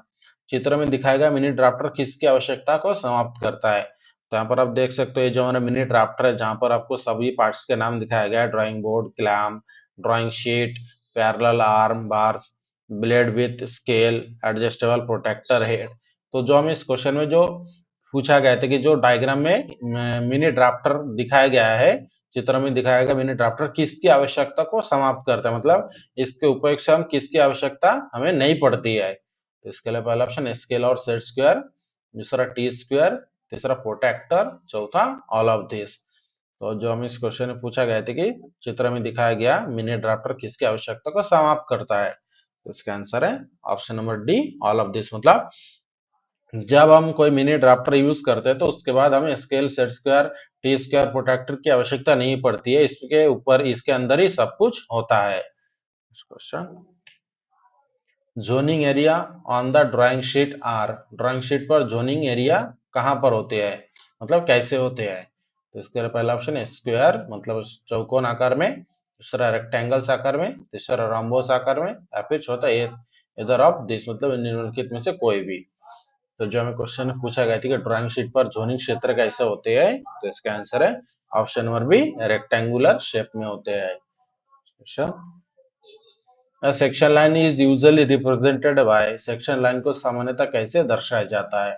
इसके लिए पहला ऑप्शन है थिक सॉलिड लाइन के सहायता से, दूसरा थिन इंक्लाइन लाइन के सहायता से, तीसरा डॉटेड लाइन के सहायता से, चौथा थिक डैश लाइन के सहायता से। तो जो हमें क्वेश्चन में पूछा गया था कि सेक्शन लाइन को कैसे दर्शाया जाता है, तो इसका आंसर है option number B, thin incline line के सहायता से दर्शाया जाता है। Question, drawing made on tracing paper of A3 sheet should be rolled at. A3 sheet की ट्रेसिंग पेपर पर बनी ड्राइंग को रोल कैसे किया जाता है? इसके लिए पहला ऑप्शन है 297, दूसरा 210 मिलीमीटर, तीसरा 140 मिलीमीटर, चौथा नॉन ऑफ दिस है वो। तो जो हमें क्वेश्चन में पूछा है कि जो A3 शीट की ट्रेसिंग पेपर पर बनी ड्राइंग को रोल करने पर उसका साइज क्या होता है? इसका आंसर है option number B, 210 millimetre. Question, drawing draw on A4 sheets should have fold, yes. तो हमें क्वेश्चन में जो पूछा है कि A4 शीट पर जब हम ड्राइंग को बनाते हैं तो वो कितने फोल्ड हो सकते हैं उसके? जिसके लिए पहला ऑप्शन है एक, दूसरा ऑप्शन है दो, तीसरा ऑप्शन है तीन, चौथा ऑप्शन है नील। तो जो हमें क्वेश्चन में पूछा गया था कि A4 साइज की जो ड्राइंग शीट होती है उस पर जो हम ड्राइंग को बनाते हैं तो वो कितने फोल्ड हो सकते हैं उसके, तो उसका आंसर है ऑप्शन नंबर ये, एक फोल्ड हो सकते हैं। Option, drawing draw on A3 sheet should have fold. A3 sheet पर बनी ड्राइंग में कितने फोल्ड होते हैं? इसके लिए पहला ऑप्शन है एक, दूसरा दो, तीसरा तीन, चौथा नील। तो जब इस क्वेश्चन में पूछा है कि A3 शीट पर बनी ड्राइंग कितने फोल्ड होते हैं, तो इसका आंसर है ऑप्शन नंबर बी, दो फोल्ड होते हैं। Question, a drawing has several folds, the size of one fold containing the title block is। Drawing में कई फोल्ड होते हैं, टाइटल ब्लॉक वाला फोल्ड का आकार क्या होता है, जिनमें से मतलब ड्राइंग में बहुत सारे फोल्ड होते हैं, उसमें से जो टाइटल ब्लॉक का फोल्ड होता है उसका साइज क्या होता है? तो इसके लिए पहला ऑप्शन है 297 इंटू 210 मिलीमीटर, दूसरा 200 इंटू 200 बाई 200 मिलीमीटर, तीसरा 297 इंटू 297 मिलीमीटर, चौथा 210 इंटू 210 मिलीमीटर। तो जो हमें क्वेश्चन में पूछा गया था कि ड्राइंग में कई फोल्ड होते हैं, उसमें से टाइटल ब्लॉक वाला फोल्ड का साइज क्या होता है? तो इसका आंसर है option number A 297 into 210 millimetre. Question, figure show an A series sheet folded in 4 fold, the sheet size is. चित्र में ये सीरीज शीट को 4 फोल्ड में दिखाया गया है, तो शीट का आकार क्या है? यहाँ पर आप देख सकते हो जो हमारा ये सीरीज की ड्राइंग शीट है, इसे 4 फोल्ड किया गया है, तो इस शीट का आकार क्या है? इसके लिए पहला ऑप्शन है A4 साइज की शीट, दूसरा A3 साइज की शीट, तीसरा A2 साइज की शीट, चौथा A1 साइज की शीट। तो जो हमें क्वेश्चन में पूछा है कि डायग्राम में ये सीरीज शीट को 4 फोल्ड में दिखाया गया है, तो शीट का साइज क्या है? इसका आंसर है option number C, A2 size की शीट है जिसमें 4 फोल्ड होता है। Figure show the fold of an A2 series sheet, the horizontal fold will be done exactly as. Diagram में A2 सीरीज शीट के फोल्ड दिखाता है, हॉरिजॉन्टल फोल्ड किया गया है, उसका साइज क्या है? जो आपको डायग्राम दिखाया गया है, तो A2 सीरीज की शीट की फोल्डिंग करके आपको दिखाया गया है, तो इसमें से जो हॉरिजॉन्टल फोल्ड है, तो इसका साइज क्या है? इसके लिए पहला ऑप्शन है 297 मिलीमीटर, दूसरा 210 मिलीमीटर, तीसरा 140 मिलीमीटर, चौथा नॉन ऑफ दिस है वो।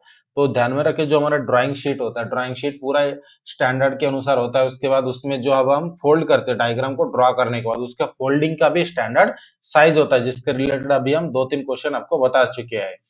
तो जो डायग्राम में A2 सीरीज की शीट आपको दिखाया गया है फोल्ड करके, तो हॉरिजॉन्टल फोल्ड जो आपको दिखाया गया है, तो इस हॉरिजॉन्टल फोल्ड का साइज क्या है? तो इसका आंसर है option number A 297 millimetre. Question, which section type use a zigzag cutting plane. किस प्रकार के सेक्शन में zigzag कटिंग लाइन का उपयोग होता है? इसके लिए पहला ऑप्शन है हाफ सेक्शन में, दूसरा रिवॉल्व सेक्शन में, तीसरा रिमूव सेक्शन में, चौथा ऑफसेट सेक्शन में। तो जो हमें क्वेश्चन में पूछा गया है कि किस प्रकार के सेक्शन में zigzag कटिंग लाइन का उपयोग होता है, तो इसका आंसर है option number D offset section में। Question, leader line and projection line are represented by. Leader line और प्रोजेक्शन लाइन किस प्रकार के लाइनों द्वारा दर्शाई जाती है? जिसके लिए पहला ऑप्शन है डैश थिक लाइन, दूसरा कंटिन्यूअस थिन लाइन, तीसरा चेन थिन लाइन, चौथा चेन थिक लाइन। तो जो हमें क्वेश्चन में पूछा गया था कि लीडर लाइन और प्रोजेक्शन लाइन किस प्रकार के लाइनों द्वारा दर्शाई जाती है, तो इसका आंसर है option number B continuous thin line. तो यहाँ पर आप देख सकते हैं जो डायग्राम आपको दिखाया गया है, इसे ही कहा जाता है continuous thin line. Question, what is the types of line used for line A used for dimension. जो लाइन ए के लिए किस प्रकार की लाइन उपयोग की जाती है डायमेंशन दिखाने के लिए? ये जो आपको लाइन ए टाइप्स आपको दिखाया गया है डायमेंशन को दिखाने के लिए, जो लाइन यूज किया गया है, तो इस लाइन को कौन सा लाइन कहा जाता है डायमेंशन के लिए जो लाइन यूज किया जाता है? नॉर्मली अगर इस क्वेश्चन को हम डायरेक्टली इस तरीके से भी पूछ सकते हैं, जो डायमेंशनिंग के लिए जो लाइन यूज किया गया है वो कौन से टाइप्स का लाइन होता है? तो इसके लिए पहला ऑप्शन है कंटिन्यूस थिक लाइन, दूसरा कंटिन्यूस थिन स्ट्रेट लाइन, तीसरा medium thick short dash line, चौथा कंटिन्यूस थिन वेवी लाइन। तो जो हमें क्वेश्चन में पूछा गया था कि जो डायग्राम में आपको जो ऑब्जेक्ट का डायग्राम है उसके बाद जो डायमेंशन दिखाया गया, तो उस डायमेंशन में उपयोग किया गया लाइन कौन सी है? तो इसका आंसर है option number be continuous thin straight line.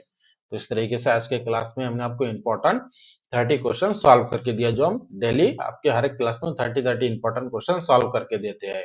Video अच्छी लगी तो वीडियो को लाइक और शेयर जरूर करें। मिलते हैं अगले एक इंपॉर्टेंट क्लास के साथ।